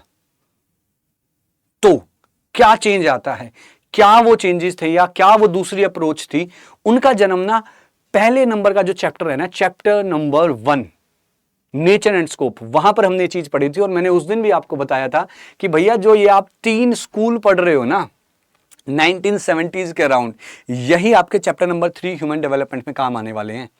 क्योंकि याद करो 1970s का जो पीरियड था, जब वो 3 स्कूल आए थे, कौन से थे वो 3 स्कूल बताओ, कमेंट बॉक्स खुला है भाई आपके लिए, कमेंट करके मुझे जरूर बताना। तो जो तीनों स्कूल आए थे ना, वो स्कूल्स का मतलब पीछे का अप्रोच क्या थी या उनका मोटिव क्या था, उनका मेन मोटिव ये था कि भैया हमने लोगों के वेलबींग, यानी कि जो लोग महसूस कर रहे हैं, जो ह्यूमंस हैं, जो मेन एलिमेंट तो वही है ना, राइट। ह्यूमन ज्योग्राफी में मेन एलिमेंट तो ह्यूमन है ना, वो कैसा फील कर रहे हैं, वो कैसा एक्सपीरियंस कर रहे हैं, सवाल उस पर होना चाहिए। सिर्फ खाली पैसे से क्या, क्वांटिटेटिव अप्रोच याद है 1950s के अराउंड हर चीज नंबर्स हो गई थी, हमने सॉफ्टवेयर्स, कंप्यूटर्स, है ना, स्टैटिस्टिकल डाटा, इनका हम यूज करने लगे थे, हर चीज नंबर में ही देख रहे थे कि जीडीपी ग्रो हो रही है या नहीं। लेकिन 1970s की चीजें दौरान चेंज होने लगी। अब वो जो 1970s में चीजें चेंज होने लगी, और चेंज होते होते किसका जो मेन खिलाड़ी कौन था, जिसकी वजह से एक सोच बिल्कुल ही चेंज हो गई और हमने एक पर्टिकुलर अप्रोच को अपनाया, उन महान हस्तियों के बारे में अभी हम पढ़ने वाले हैं। स्टार्ट करते हैं। सबसे पहले थे हमारे आर्किटेक्ट ऑफ ह्यूमन डेवलपमेंट, जिनका नाम था डॉक्टर महबूब उल हक। अच्छा, हर जगह ये लिखा है कि डॉक्टर महबूब उल हक ना पाकिस्तान से थे, बट मैं आपको बता दूं डॉक्टर महबूब उल हक भारत से थे। झटका लगा होगा सुन के। भाई देखो, महबूब उल हक जी का जो जन्म हुआ भारत में हुआ था, जब तक भारत का बंटवारा नहीं हुआ था। जन्म होने के बाद फिर जब बंटवारा होगा फिर वो पाकिस्तान चले गए। लेकिन मैं तो यही बोलूंगा ना कि भारत में जन्म हुआ था उनका, पाकिस्तान है तो अपना ही हिस्सा ना। ये समझ लो किराए पे प्लॉट दे रखा है हमने, ठीक है भाई, कब्जा कर लिया, किराए पे प्लॉट, लीज पे प्लॉट दिया, कब्जा करके बैठ गए, भाइयों में लड़ाई लड़ाई होगी, वो चक्कर है तो अपना ही हिस्सा ना, है तो अपने ही प्लाट का टुकड़ा वो। तो doctor Mahbub ul Haq revolutionised geographic and economic tracking by establishing that people not income are the ultimate metric. इन्होंने वो सवाल जो मैं अभी पीछे कह रहा था ना कि पैसा ही सब कुछ नहीं होता है, उन्होंने उस क्वेश्चन को इतना राइज करा ना, दुनिया के सामने इतना लेकर आए कि लोगों को, गवर्नमेंट्स को, बड़े बड़े ऑर्गेनाइजेशंस को मजबूर होना पड़ा इनकी बात सुनने के लिए। अच्छा, अब ये कहते क्या थे, इनकी सोच क्या थी? इनका पीओवी क्या था? इनका पीओवी ये था, इन्होंने पहले तो इंट्रोड्यूस करा था core concept of human development. अगर आपसे पूछा जाए कि भैया मेन आर्किटेक्ट कौन था या मेन खिलाड़ी कौन था ह्यूमन डेवलपमेंट के पीछे, वो कौन थे? डॉक्टर महबूब उल हक। अच्छा, इन्होंने ही ह्यूमन डेवलपमेंट इंडेक्स भी, HDI जो हम बोलते हैं ना, ह्यूमन डेवलपमेंट इंडेक्स, यानी कि जिसमें रैंकिंग मिलती है कंट्रीज को डेवलपमेंट के बेस पे, वो इन्होंने ही इंट्रोड्यूस करवाया था। Created the rigorous human development index 1990, first human development report publish annually by UNDP, United Nation development program है जो, उनके तहत क्या है, एक लिस्ट निकाली जाती है जिसमें कंट्रीज को रैंकिंग दी जाती है on the base of human development, और वो इनकी वजह से हुआ था। इन्होंने, इनका क्या कहना था कि development is about enlarging people's choices, यानी कि डेवलपमेंट हो रही है हम तब बोलेंगे जब हमारी जो चॉइसेस हैं वो चॉइसेस इंक्रीज हो जाएंगे। अब यहां पर थोड़ा सा ट्रिकी पार्ट आता है, बच्चे यहां पे कंफ्यूज हो जाते हैं और इस चैप्टर को ना इसी पॉइंट से रटना स्टार्ट कर देते हैं कि भाई हमें नहीं समझ आ रहा है ये choices, enlarging choices, freedom, capability, ये भारी भरकम वर्ड हमें दे दिए सर, हमें नहीं समझ आता इसके पीछे का क्या चक्कर है, हमें बस रटवा दो, क्वेश्चन बता दो, हम याद कर लेंगे। अगर आप भी इसी सोच के साथ अभी तक ये लेक्चर देख रहे हैं तो भैया टाटा बाय, मैं तो CU भी नहीं बोलूंगा, क्योंकि आपको लग चुकी है गलत आदत, और गलत आदतों का इलाज डॉक्टर के पास होगा, मेरे पास नहीं। लेकिन हाँ, मैं ये गारंटी देता हूं कि जो ये इतनी भारी भरकम पीपल चॉइसेस वाली लाइन लिखी है ना, ये मैं बहुत इजीली आपको समझा दूंगा, आपको रटने की जरूरत ही नहीं पड़ेगी, याद कर लेना, लेकिन समझ तो जाओगे चीजें। अच्छा, एनलार्जिंग पीपल चॉइसेस क्या होता है? अब जरा समझना कि चॉइसेस का क्या खेल है। चॉइसेस पे हम बात करेंगे कि चॉइसेस क्या होती है। अगेन एग्जाम्पल है मेरे पास, एग्जाम्पल से मैं आपको समझाता हूं, अब समझो। सबसे पहले बात करते हैं हम चिंटू की। अब चिंटू क्या था? चिंटू भैया सिर्फ और सिर्फ था 8th पास, 8th क्लास उसने पास करी थी, ठीक है। वहीं दूसरी तरफ आ गया हमारा भाई पिंटू। अब पिंटू है भैया PhD करा हुआ बंदा, उसने कर रखी है PhD, यानी कि PhD मास्टर्स वास्टर्स सब बड़ंगा पढ़ रखा है भाई, एक खतरनाक बंदा था पिंटू, यानी कि इसको प्रॉपर एजुकेशन मिली तो ये अच्छा खासा पढ़ गया। अब सवाल ये आता है कि इन दोनों को ना टेंशन होने लगी अपने कैरियर की कि भैया बड़े होकर हम क्या बनेंगे, और ये बड़े हो भी गए। उम्र हो गई इनकी 21-22 साल, नहीं PhD करी तो चलो 25-26 साल हो गई इनकी उम्र। अब 25-26 साल का होने के बाद दोनों के पास क्या क्या चॉइसेस थी, यहां पर आता है चॉइसेस का पंगा। दोनों के पास क्या क्या चॉइसेस थी? क्या चॉइस थी? इसके पास चॉइस थी रॉबरी, चोरी करना, लेबर का काम करना, ड्राइवर बन जाना, यही चॉइसेस हैं इसके पास। लेकिन इस भाई के पास क्या क्या चॉइसेस हैं? देखो, इस भाई के पास ये वाली सारी चॉइसेस तो है ही हैं, यानी कि चोर तो ये भी बन सकता है, क्रिमिनल तो ये भी बन सकता है, ठीक है। अरे अरे अरे अरे एक सेकेंड रुक जाओ, दोबारा लिखना पड़ेगा। क्या क्या बना था ये, कौन याद दिलवाएगा मेरे को? रॉबरी करी थी इसने, ड्राइवर बना देते हैं इसको, है ना, और लेबर बना देते हैं। हाँ चलो, ये सारी चीज़ें थी। यहाँ पर हमने बात करी थी चॉइसेस की, लिख देते हैं दोबारा चॉइसेस, ठीक है। और यहाँ पर क्या बात थी? कैरियर लिखा था, है ना, एज इट इज़ लिखेंगे, चीज़ें कंफ्यूज नहीं होना हमें। अब इसके पास ये सारी चॉइसेस तो हैं ही हैं, है ना, यहाँ तक हम पहुँच गए थे। लेकिन इसके पास और अलग क्या चॉइसेस हैं भैया? ये अच्छी खासी जॉब कर सकता है प्राइवेट सेक्टर में, ये कोई गवर्नमेंट जॉब भी कर सकता है, अच्छा ये UPSC का एग्ज़ाम भी दे सकता है, अच्छा ये स्टेट PCS का भी एग्ज़ाम दे सकता है। कितने सारे ऑप्शन हैं, मतलब जो इसके पास ऑप्शन है ना, जो ऊपर हमारे कौन से चिंटू भैया के पास ऑप्शन है, वो सारी चॉइसेस तो हैं ही हैं इसके पास। जाहिर सी बात है, वो तो हर किसी के पास होंगी जिन्हें कुछ नहीं करा। लेकिन क्या चिंटू के पास जॉब, गवर्नमेंट, UPSC PCS, ये सारी चीजें, जज बनना, एडवोकेट बनना, क्या उसके पास ये सारे ऑप्शन है? उसके पास ना, उसके पास जो ये वाले ऑप्शन है ना, ये नहीं है भाई बिल्कुल भी। तो किसके पास चॉइसेस ज्यादा है? एनलार्जिंग चॉइसेस किसके पास ज्यादा हमें देखने को मिली? जिसने पढ़ाई लिखाई कर रखी थी। तभी हमने बोला कि भैया हमने काम करना है एनलार्जिंग चॉइसेस पर, यानी कि लोगों की चॉइसेस अगर आप बढ़ा दोगे ना तो हम ये समझेंगे कि लोगों की डेवलपमेंट हुई है। और जैसी बात है इसकी चॉइसेस बढ़ गई, ऑटोमेटिकली डेवलपमेंट हो गई। जैसे कि आप दुकान पे चॉकलेट लेने गए, आपने बोला दुकान वाले भैया को, भैया एक चॉकलेट दे दो, उसने निकाल के आपको दे दी 5 स्टार की चॉकलेट, वो 5 स्टार जो आती है ना वैसी फ्रूट एंड नट्स वाली, ठीक है, कोई सा एक वेरिएंट ले लो। आपने बोला कि भैया 5 स्टार वाली चॉकलेट नहीं चाहिए, मुझे चाहिए दूसरी दो कोई। दुकान वाले ने बोला नहीं भाई मेरे पास तो यही एक चॉकलेट है, लेनी है तो ले वरना अगली दुकान पे चला जा। आप अगली दुकान पे चले गए, अगली दुकान पे जाके आपने फिर बोला कि चॉकलेट दो, उसने फिर वही 5 स्टार वाली चॉकलेट दी जो लास्ट पिछली दुकान पे हमें मिल रही थी। आपने बोला कि भैया नहीं चाहिए हमें ये वाली चॉकलेट, अबे भैया दूसरी चॉकलेट दो। उसने बोला कि भाई यही है, लेनी है तो अगले पे चला। आपने पूरा मार्केट छान मार लिया, नहीं मिली। आप दूसरे शहर में चले गए, वहां गए, वहां पर नहीं मिली, यानी कि पूरी कंट्री के अंदर सिर्फ एक ही चॉकलेट मिल रही थी। इट मीन्स कि आपकी चॉइसेस को रोक दिया गया वहीं। लेकिन वहीं अगर मैं कंडीशन बी लूं और कंडीशन बी में आप एक दुकान पे गए, आपने बोला चॉकलेट चाहिए, भैया के सामने वो शीशे वाले जो रखा नहीं होता है उसके अंदर चॉकलेट रखी होती है, जानबूझ के डेस्क वहां काउंटर पे रखते हैं। बचपन में जब हम दुकान पे जाते थे पापा के साथ किराने की दुकान पे या कहीं, तो आपने देखा होगा काउंटर पे चॉकलेट का ग्लास वाला डब्बा रखता था। पता है क्यों? मार्केटिंग स्किल है कि बच्चा आएगा, देखेगा, जिद करके लेगा। एनीवे चलो छोड़ो, ठीक है। तो आपने क्या बोला, उसको बोला कि चॉकलेट चाहिए, उसने बोला कि भाई ये रखी इतनी सारी chocolate, dairy milk, 5 star, Cadbury, फलाना ढिमकाना, सिल्क वाली फलाना, आपने 10 तरह की उसने चॉकलेट दिखा दी। तो क्या हुआ, हमारी चॉइसेस बढ़ गई। इट मीन्स कि हमें पता लगा कि कंट्री के अंदर बहुत सारी कंपनीज हैं जो चॉकलेट बना रही है, मैन्युफैक्चरिंग यूनिट है बहुत सारी चॉकलेट्स की, और लोग खरीद रहे हैं। इट मीन्स कि कंट्री की ग्रोथ हो रही है और चॉइसेस हमारे पास ज़्यादा मिल रही है। तो जाहिर सी बात है जब ग्रोथ होती है कंट्री की तो लोगों को जॉब्स भी मिल रही होंगी, तो डेवलपमेंट भी कहीं ना कहीं हो ही रही थी।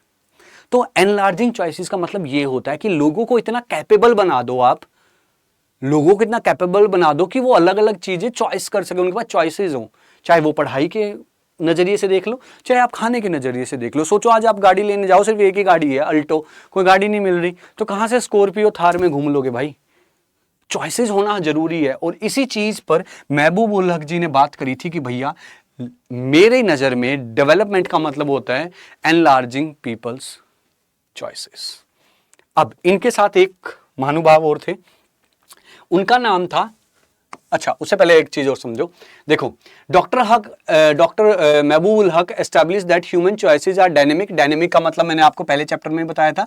डायनेमिक का मतलब होता है चेंज, यानी कि हमारी चॉइसेस डेली चेंज होती हैं। जैसे आज मैं गया, आज मैंने मान लो पिज्जा खाया, तो कल मैं बर्गर भी खाऊंगा, तीसरे दिन जाके मैं कोल्ड कॉफी पीऊंगा, चौथे दिन जाके मैं नूडल्स खाऊंगा, पांचवें दिन जाके मैं हो सकता है स्प्रिंग रोल खा लूं। यानी कि मेरी डेली चॉइसेस तो चेंज हो रही है, डायनेमिक है उसका nature. True development creates the specific condition required for a meaningful life revolving entirely around the individual. समझ रहे हो? तो ट्रू डेवलपमेंट क्रिएट का मतलब है कि असली डेवलपमेंट क्रिएट कब होती है, जब एक मीनिंगफुल लाइफ जीने के लिए जो कंडीशंस हमें चाहिए होती है वो कंडीशंस हमारी फुलफिल हो रही हो। जैसे कि क्या क्या कंडीशन हो सकती है? हेल्दी रहना, यानी कि हमारे पास जो हमारी हेल्थ केयर फैसिलिटी है वो हमें प्रॉपर मिल रही हो। कहते हैं ना हेल्थ इज वेल्थ, वो होनी चाहिए। एंजॉय फ्रीडम, आज़ादी होनी चाहिए लोगों के पास। टैलेंट को डेवलप करने का अपॉर्चुनिटीज होनी चाहिए, जगह होनी चाहिए। यानी कि अगर आप मान लो आप 12th क्लास के बाद मान लो आप ज्योग्राफी ऑनर्स करना चाहते हो, पूरे इंडिया में ज्योग्राफी ऑनर्स का कोई है ही नहीं कॉलेज, तो क्या हुआ? टट्टू का तुम्हारा टैलेंट डेवलप होगा। उसके लिए कॉलेजेस होनी चाहिए ना, इंस्टीट्यूशन होनी चाहिए। तो develop talents, participate in society, यानी कि सोसाइटी के लिए कुछ अच्छा करना। ये नहीं कि भैया अपना पेट भरा सो गए। जीवन में लोगों के लिए हम करने के लिए, अपने लिए हम कुछ नहीं करते। मैं तुम्हें सच बता रहा हूँ, लोगों के लिए ही कर रहे होते हैं। मान लो आज मैं सैलरी ले रहा हूँ, आज मैं पढ़ा रहा हूँ, तो जाहिर सी बात है इससे आपका फायदा हो रहा है। जो सैलरी आ रही है उसे मैं खर्च कर रहा हूँ तो दुकान वाले का फायदा हो रहा है। तो सोसाइटी के अंदर पार्टिसिपेशन हमारा रहता है, अपने गोल्स को अचीव करना। तो ये कुछ ऐसी कंडीशंस हैं जो रिक्वायर होती हैं एक मीनिंगफुल लाइफ जीने के लिए। अदरवाइज आप मीनिंगफुल लाइफ जी नहीं पाओगे ना। अगर मैं आपको बोलूं कि आपके आसपास हॉस्पिटल्स ही नहीं है, बीमार होगे तो बेटा सीधा मरोगे तुम, तो क्या उखाड़ लोगे जीवन में? कुछ नहीं उखाड़ पाओगे। मैं ही नहीं होता तुम तो कहां होते? आजादी नहीं है। सोचो तुमने 10th के बाद तुमने बोला कि हमें आर्ट्स पढ़नी है, आपके घर वालों ने बोला कि ठीक है चल बेटा आर्ट्स पढ़ ले, लेकिन सरकार ने बोला कि नहीं, हमारे देश में बच्चे सिर्फ पढ़ेंगे साइंस, आर्ट्स पढ़ ही नहीं सकते, तो फ्रीडम तो है ही नहीं आपके पास। सरकार ने बोला रात के 10 बजे के बाद, गवर्नमेंट ने बोला रात के 10 बजे के बाद आप बाहर ही निकल सकते। अगर रात के 10 बजे के बाद आप बाहर ही नहीं निकल सकते तो इट मीन्स कि हमारी कंट्री के अंदर जो ग्रोथ साइकिल है वो ग्रोथ साइकिल धीरे हो जाएगा ना। आप सोच रहे होगे सर ग्रोथ साइकिल धीरे कैसे होगा? भाई रात को भी तो कंपनीज काम करती है, मैन्युफैक्चरिंग यूनिट्स रात को भी तो चलती हैं, डबल शिफ्ट में काम होता है ना, 12 घंटे एक 12 घंटे एक, राइट। तो ये सारी ऐसी कंडीशंस हैं जो चाहिए होती हैं किसी भी इंसान को एक मीनिंगफुल लाइफ जीने के लिए। और मीनिंगफुल लाइफ का मतलब जो मैंने बोला था पहले, बाबू शायद जिंदगी लंबी नहीं बड़ी होनी चाहिए, इंपैक्टफुल होनी चाहिए। जैसे महात्मा गांधी, भगत सिंह, है ना, भगत सिंह 23 साल की उम्र में ही शहीद हो गए। जिंदगी उनकी लंबी नहीं थी बट बड़ी कितनी है। आज भी हम भगत सिंह को याद रखते हैं और आने वाले हजारों साल तक हमें भगत सिंह याद रहेगा, क्योंकि वो सोसाइटी के लिए कुछ ऐसा करके गया। मैं ये नहीं बोल रहा कि तुम शहीद हो जाओ जाके, लेकिन जिस भी फील्ड में आप काम कर रहे हो उस फील्ड में ये सोच के करो कि इससे कितने लोगों का बेनिफिट होगा। अब मैं यहाँ पढ़ा रहा हूँ तो जाहिर सी बात है भाई, देखो मैं पैसे के लिए पढ़ा रहा हूँ, मान गया मैं बात, बट मेरे को एक ये भी चीज़ दिखनी चाहिए ना कि भाई लोगों को अभी तो भला होगा, पैसे कमाने होंगे तो मैं चोरी नहीं कर लूंगा क्या, मैं डाका नहीं डाल लूंगा क्या, मेरे लिए वो इजी होगा ना। जाके चोरी करना मेरे लिए आसान होगा, लेकिन मेरे को ये भी पता है कि इससे ना तो समाज का फायदा होगा और मैं इंडिविजुअल, मेरी इमेज क्या होगी, और पुलिस वाले के लठ लगेंगे वो अलग। समझ रहे हो? तो ये कि मीनिंगफुल लाइफ आपकी होनी चाहिए। उसी के साथ एक जो और शख्स थे वो थे प्रोफेसर अमर्त्य सेन। ये महबूब उलक जी के फ्रेंड थे, ये भारत में ही थे, इंडिया का ही जन्म है और पार्टीशन के बाद भी इंडिया में ही रहे। Expanded the framework by arguing, इन्होंने आर्ग्यू क्या करा डेवलपमेंट के लिए कि development fundamentally means increasing human freedom. इनका मेन था आजादी के लिए। इन्होंने बोला कि भैया मेरी नजर में मैं डेवलपमेंट उसे मानता हूं जब इंसान के पास आजादी हो कुछ भी करने की। जैसे कि मेरे पास अभी आजादी है कि मैं रात के 1 बजे या रात के 11 बजे या रात के 12 बजे आके मैं लेक्चर रिकॉर्ड कर रहा हूं, ये मेरा फ्रीडम है। बट अगर कंट्री में के अंदर, गवर्नमेंट के अंदर ये आजादी नहीं दी होती कि रात के 10 बजे आप निकल नहीं सकते, तो बच्चों आपका तो रह गया था ना लेक्चर। समझ रहे हो? तो आजादी होना बहुत जरूरी है। ठीक है, अब इन्होंने क्या बोला, expends capabilities, education, health care and opportunities. इन्होंने 3 चीजें हमें बोली, प्रोफेसर अमर्त्य सेन ने। इन्होंने ये बात बोली कि भैया आप एक काम करो, आप 3 चीजों के अंदर ना इंप्रूवमेंट ले आओ। वो 3 चीजें क्या हैं? पहली चीज है आपकी एजुकेशन, यानी कि लोगों की कैपेबिलिटी को बढ़ाना। कैपेबिलिटी का मतलब पता है क्या होता है? देखो ये होता है कैपेबिलिटी का मतलब, मैं तुम्हें बहुत बेसिक एग्जांपल से सिखाता हूं, थोड़ा नेचर के साथ इंटरेक्ट कर लूं। देखो ये बोतल अभी इतनी भरी हुई है, ठीक है, मान लो कि 1 लीटर की बोतल है, अभी ये है अराउंड 600 ml के अराउंड ये बोतल भरी हुई है। अगर मैं आपसे पूछूं कि इस बोतल की कैपेबिलिटी कितनी है, तो आप क्या बोलोगे? आप बोलोगे सर इस बोतल की जो कैपेबिलिटी है ना, वो इस बोतल की कैपेबिलिटी है 1 लीटर की। तो भैया इस 1 लीटर की कैपेबिलिटी को मेरे को फुल अगर यूटिलाइज करना है तो मेरे को क्या करना पड़ेगा? सर आपको इसमें पानी भरना पड़ेगा। सिंपल यार, यही तो ये बात बोल रहा है। यानी कि हमें कैपेबिलिटीज बिल्ड करनी पड़ेंगी एजुकेशन के अंदर। एजुकेशन के अंदर कैसे? कि भैया अगर हम अपने कंट्री के अंदर सिर्फ 10th क्लास तक या 12th क्लास तक ही एजुकेशन प्रोवाइड कर रहे हैं तो कैसे कंट्री चलेगी? क्योंकि एक बच्चा तो पीएचडी भी कर सकता है, कर सकते हो ना आप? पीएचडी कर सकते हो, कर सकता है भाई तू, बिल्कुल मैं भी कर सकता हूं पीएचडी, लेकिन वो मेरी आजादी है कि मैं नहीं कर रहा अभी, दैट्स माय फ्रीडम। जिसकी ये बात कर रहे हैं आजादी कि मैं करना नहीं चाहता वो एक अलग चीज है, बट अगर मैं करना चाहता हूं तो मेरे पास आजादी है करने की। पहली चीज आ गई फ्रीडम। लेकिन अगर रिसोर्सेज ही नहीं है, कैपेबिलिटी को बढ़ाओ कि मेरी कैपेबिलिटी अगर पूरी दुनिया में सिर्फ 10th क्लास तक ही, मान लो पूरे इंडिया के अंदर सिर्फ 10th क्लास तक ही बच्चे पढ़ रहे हैं और दूसरी कंट्रीज में बच्चे पीएचडी तक कर रहे हैं, इट मींस क्या हुआ कि भाई उनकी कैपेबिलिटी हमसे ज्यादा है, लेकिन क्या हम वो नहीं कर सकते? कर सकते हैं, बट हमें प्रोवाइड नहीं हुई ना। तो इसलिए इन्होंने बोला कि कैपेबिलिटी बढ़ाओ एजुकेशन के अंदर, कैपेबिलिटी बढ़ाओ हेल्थ केयर के अंदर, यानी कि आप proper health care services provide करो लोगों को। ऐसे बहुत लोग हैं जो इतने कैपेबल नहीं हैं, कि वो प्राइवेट हॉस्पिटल में जाके अपना इलाज करवा सकें, बट गवर्नमेंट हॉस्पिटल्स को आप इतना कैपेबल बनाओ कि वो उस इंसान की भी मदद कर सके, उस इंसान का भी ट्रीटमेंट कर सके जिसके पास उन्हें पैसे नहीं है। तो हेल्थ केयर के अंदर कैपेबिलिटी बढ़ाओ। एंड अपॉर्चुनिटीज का मतलब हुआ भाई, यानी कि उसको चांस दो, चांस, मौका तो दो भाई। यानी कि बच्चे ने कर लिया, मान लो हमने ग्रेजुएशन कर ली, ग्रेजुएशन के बाद हमने मास्टर्स कर ली, मास्टर्स के बाद हमने पीएचडी कर ली, और बाहर गए मार्केट में, और हमने मार्केट यानी कि हम बाहर घर से निकले और हमने बोला कि भाई कोई नौकरी तो दे दो। सबने बोला नौकरी है ही नहीं, पीएचडी अपनी डिग्री लेके घर बैठा रहे। इट मीन्स कि भाई चांस ही नहीं दिया मुझे कुछ करने का। अपॉर्चुनिटी का है मेरे पास, मैं पढ़ लिख लिया, वहां तक तो अपॉर्चुनिटी दी, काम करने की अपॉर्चुनिटी दी नहीं। अगर मैं और पिछले लेवल पे से ले आऊं तो आप ये कह सकते हो कि मैंने 10th करके मैं गया बड़ा चौड़ा होके, भैया मेरे को 11th क्लास में एडमिशन दो। पता लगा हमारे पूरी कंट्री के अंदर 11th क्लास पढ़ाने का कोई स्कूल ही नहीं है। जैसे कि आपने देखा होगा कि बहुत सारे रूरल एरियाज में सिर्फ प्राइमरी स्कूल्स होते हैं 10th क्लास तक, सीनियर सेकेंडरी स्कूल ही नहीं होते। इट मीन्स कि अपॉर्चुनिटीज नहीं है बच्चों के पास। वहां और दूर तो स्कूल है लेकिन उस गांव में नहीं है, तो इट मीन्स वहां अपॉर्चुनिटी की कमी है, चांस ही नहीं मिल रहा उन्हें। और अगर पढ़ लिए तो नौकरी ना मिले, तो इस बात पर अमर्त्य सेन जी ने बोला कि भैया आजादी हो कुछ भी करने की, और जब आपके पास आजादी होगी तो उस आजादी के अंदर हमें ये रिसोर्सेज हमें उन्हें प्रोवाइड करवाने पड़ेंगे।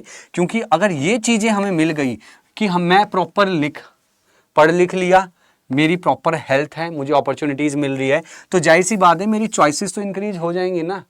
क्यों? मैं पढ़ा लिखा हूँ, मैं बहुत सारी प्रोफाइल्स में जा सकता हूँ, किसी भी तरीके का काम कर सकता हूँ, मैं हेल्दी हूँ, मैं ऐसा नहीं हूँ कि दिन में 1 घंटा करके हाय मैं तो मर गया, हेल्दी हूँ भाई, मैं कर सकता हूँ, मेरे को अपॉर्चुनिटीज़ मिली हुई है। और जैसे ही अपॉर्चुनिटीज़ और चॉइसेस मेरी बढ़ने लगेगी, मेरी फ्रीडम भी इंक्रीज हो जाएगी। कैसे फ्रीडम इंक्रीज हो जाएंगी भाई? मैं यूपीएससी कर सकता हूँ, मैं स्टेट पीसीएस कर सकता हूँ, मैं जज बन सकता हूँ, मैं एडवोकेट बन सकता हूँ, एलएलबी कर सकता हूँ। समझ रहे हो? तो ये हर एक चीज दूसरे से इंटरकनेक्टेड है। लेकिन अमर्त्य सेन जी ने बोला उन सब चीजों का बेस बनता है फ्रीडम। तो 2 लोग थे यहां, दोनों लोगों की बातें कहीं ना कहीं मिलती जुलती थी। महबूब उल हक जी ने बोला कि भाई मुझे क्या चाहिए? मुझे क्या चाहिए कि चॉइसेस एनलार्ज करो, लोगों की चॉइसेस बढ़नी चाहिए। अमर्त्य सेन जी ने क्या बोला कि चॉइसेस कैसे बढ़ेंगी? उसके लिए आजादी चाहिए और ये तीनों चीज चाहिए। ये तीनों चीज मिल जाएंगी तो चॉइसेस बढ़ जाएंगी, और चॉइसेस बढ़ने से हम आजादी और ज्यादा हमें इंक्रीज होगी हमारी फ्रीडम। तो इन 2 लोगों के कर्मों की वजह से ना आज दुनिया में इंसानों की कहीं ना कहीं मैं बोल रहा हूं वैल्यू है। अदरवाइज तो भैया कोई वैल्यू ही नहीं होती थी। आप 1970s के राउंड देखोगे ना तो भाई इतना बुरा हाल था। आप स्लेव सिस्टम देख लो ना, स्लेव्स का ट्रेड किया जाता था, लोगों को मतलब जानवरों की तरह, जानवरों से 72 तरीके से बांध के रखा जाता था। क्यों वो एबॉलिश किया था? उस टाइम ये टर्म नहीं आई थी ह्यूमन डेवलपमेंट की, बट कहीं ना कहीं हमारी सोच में तो यही था ना कि भाई ये भी इंसान है, इनको भी हक है। वही चीज यहां पर है। 1970 से पहले हर कंट्री सिर्फ ग्रोथ के पीछे भाग रही थी। इंडस्ट्रीज लगा दो, यूएसए और यूएसएसआर 2 गुटों के बीच में लड़ाई चल रही थी, नई नई टेक्नोलॉजी, ये करो, फलाना करो, ढिमकाना करो। इंसानों की कोई वैल्यू नहीं थी, इंडस्ट्रीज पे इंडस्ट्रीज लग रही थी, पॉल्यूशन पे पॉल्यूशन हो रहा था। बट यहाँ पर आकर चीज़ों को रोका हमने, एनलार्ज करी चॉइसेस, हमने ह्यूमन डेवलपमेंट के बारे में बात करा, और हमने 3 मेन पिलर लेकर आए हम। क्या थे? Health, lead a long and healthy life, यानी कि सबसे पहले इंसान को एक हेल्दी लाइफ मिलनी चाहिए। सेकंड हमने बोला education, acquire knowledge and skills, and third is resources, have enough means to live a decent life. Enough means का मतलब है भैया ये बात कर रहा है पैसे की, मनी की बात कर रहा है। क्यों? A poor person can not afford a medical treatment. एक गरीब इंसान मेडिकल ट्रीटमेंट अफोर्ड नहीं कर सकता। उसको क्या चाहिए? रिसोर्सेज, यानी कि इनफ मीन्स, यानी कि पैसा चाहिए। An uneducated child can not become a doctor. एक अनपढ़ बच्चा डॉक्टर नहीं बन सकता। एजुकेशन बहुत जरूरी है। एक बीमार इंसान पढ़ाई नहीं कर सकता। एक बच्चा बीमार होगा, जिसको हाई फीवर होगा, उसका इलाज ही नहीं हो रहा, तो स्कूल में पढ़ने कैसे जाएगा? स्कूल चाहे अवेलेबल हो, बट हेल्थ तो चाहिए ही चाहिए हमें। तो हेल्थ तो सबसे पहले है, ठीक है। Poverty, illiteracy, social discrimination and weak institutions act as a dead weights. ये जो नीचे सारी बुरी बातें लिखी हुई है ना, गरीबी, अनपढ़ता, जाति या भेदभाव समाज के अंदर, एंड वीक इंस्टीट्यूशंस का मतलब है जैसे कि अभी हमारे गवर्नमेंट स्कूल्स की कंडीशन है। आप गवर्नमेंट स्कूल्स में जाके देखोगे प्रॉपर कुछ भी नहीं है, इंफ्रास्ट्रक्चर प्रॉपर नहीं है, अच्छे टीचर्स प्रोवाइड नहीं कर रखे हैं, तो वो क्या है, वीक इंस्टीट्यूशन है। नाम का तो स्कूल है, अंदर डब्बा गोल है।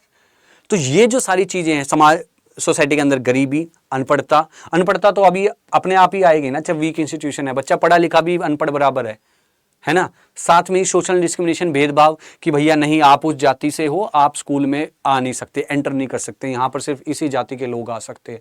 तो क्या हुआ, उसके लिए तो बैरियर बन गया ना कि भैया मैं इस जात में पैदा हो गया, क्या मेरी गलती थी? क्या मुझसे पूछ के भगवान ने पैदा करा? मुझसे पूछा होता तो शायद मैं दूसरी कास्ट में पैदा हो जाता।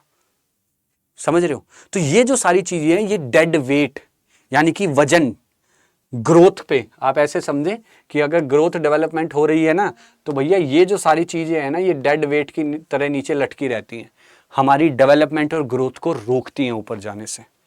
ठीक है, तो ये हमारे क्या हैं, 3 मेन पिलर्स या 3 ऐसे रिसोर्सेज हैं जो हर इंसान को मिलने चाहिए अगर उसकी डेवलपमेंट होनी है या उसे एक मीनिंगफुल लाइफ जीनी है।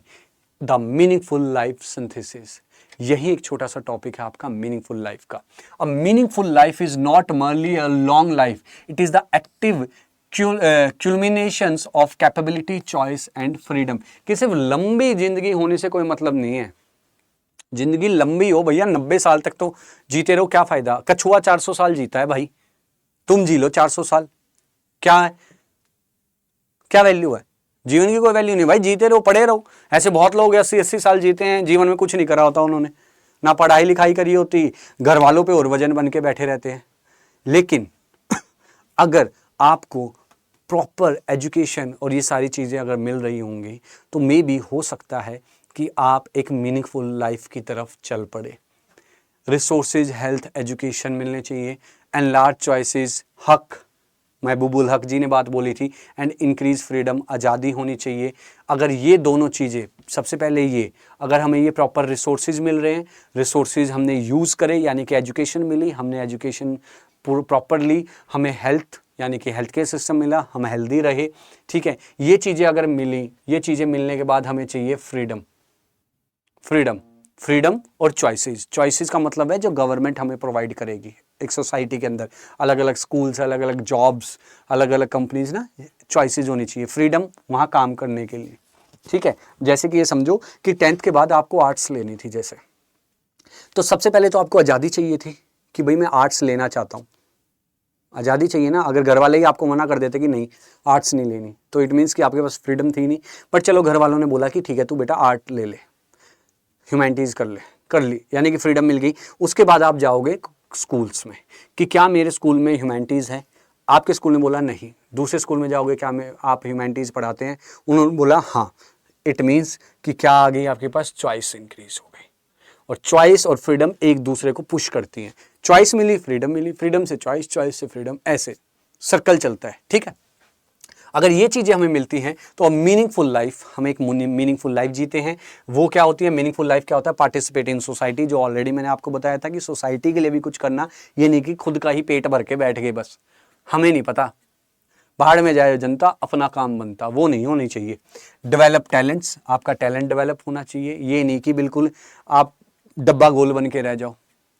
ठीक है, अपने अंदर टैलेंट्स को डेवलप करो, एंड अचीव पर्सनल गोल, खुद के जो पर्सनल आपके गोल होंगे कि मेरे को एस्ट्रोनॉट बनना है, मेरे को प्रधानमंत्री बनना है, मेरे को जज बनना है, लॉयर बनना है ना, मेरे को पायलट बनना है, मेरे को आर्मी में जाना है, मेरे को लेफ्टिनेंट बनना है, मेरे को जनरल बनना है, तो वो आपके पर्सनल गोल्स हैं, वो अचीव होने चाहिए।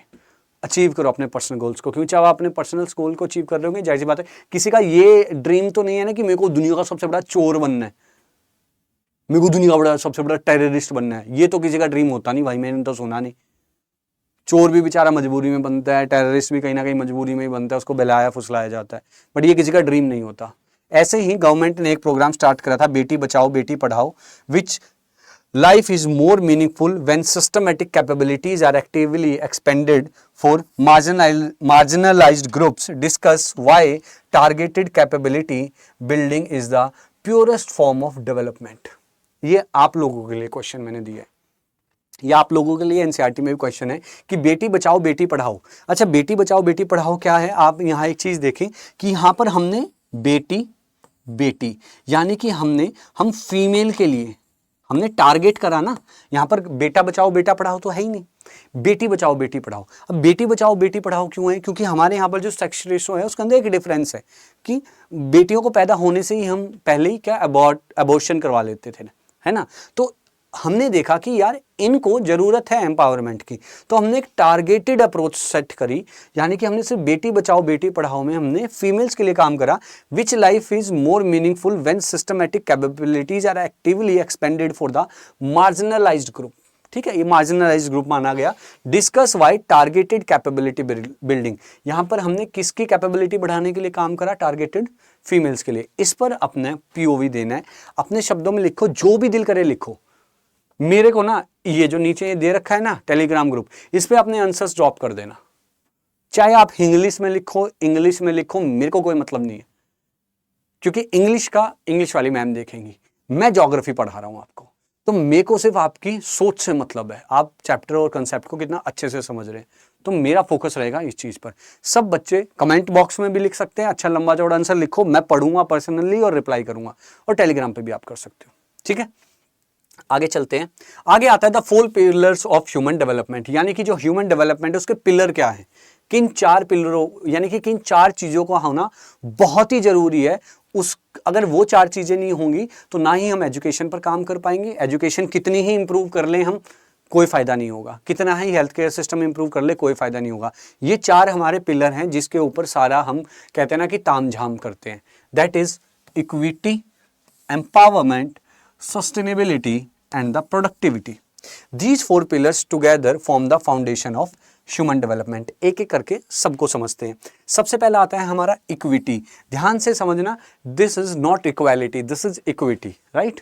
तो providing equal access to opportunity irrespective of gender, race, income और कास्ट, यानी कि सबको बराबर की अपॉर्चुनिटी प्रोवाइड करना, चाहे वो किसी भी जेंडर से हो, किसी भी रेस से हो, किसी भी इनकम मतलब कैसे भी इनकम हो, गरीब हो अमीर हो या किसी भी कास्ट से हो, हमें कोई मैटर नहीं करता, हम सबको बराबर अपॉर्चुनिटी देंगे।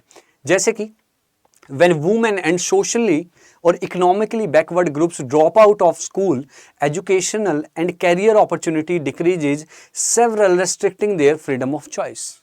अब आप देखोगे कि इंडिया में ड्रॉप आउट यानी कि स्कूल ड्रॉप आउट का जो हमने डाटा निकाला, हमने उस डाटा में के अंदर एक चीज नोटिस करी कि भैया 100 में से, मान लो 100 बच्चों में से 10 बच्चों ने ड्रॉप आउट करा, तो जब जो 10 बच्चे ड्रॉप आउट करा ना, उन 10 में हमने देखा कि फीमेल्स की यानी कि लड़कियों की, और जो सोशली यानी कि कास्टिज्म वाला जो होता है, जो जनरल से बिलोंग नहीं करते हैं, जनरल कास्ट से नहीं है, जिनको जाति और में भेदभाव जो उनको सहना पड़ता है वो, और साथ ही इकोनॉमिकली बैकवर्ड यानी कि जो गरीब हैं, उन 10 में से 9 लोग इनमें से कोई थे।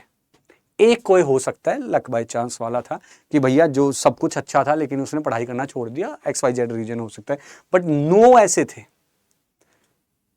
तो ये 9 क्यों थे पता है, क्योंकि इनको इक्विटी नहीं मिल रही थी, क्योंकि भाई एक ही घर में भाई बहन थे, भाई को पढ़ा दिया बहन को नहीं पढ़ाया, यानी कि इक्विटी बराबर का नहीं समझा।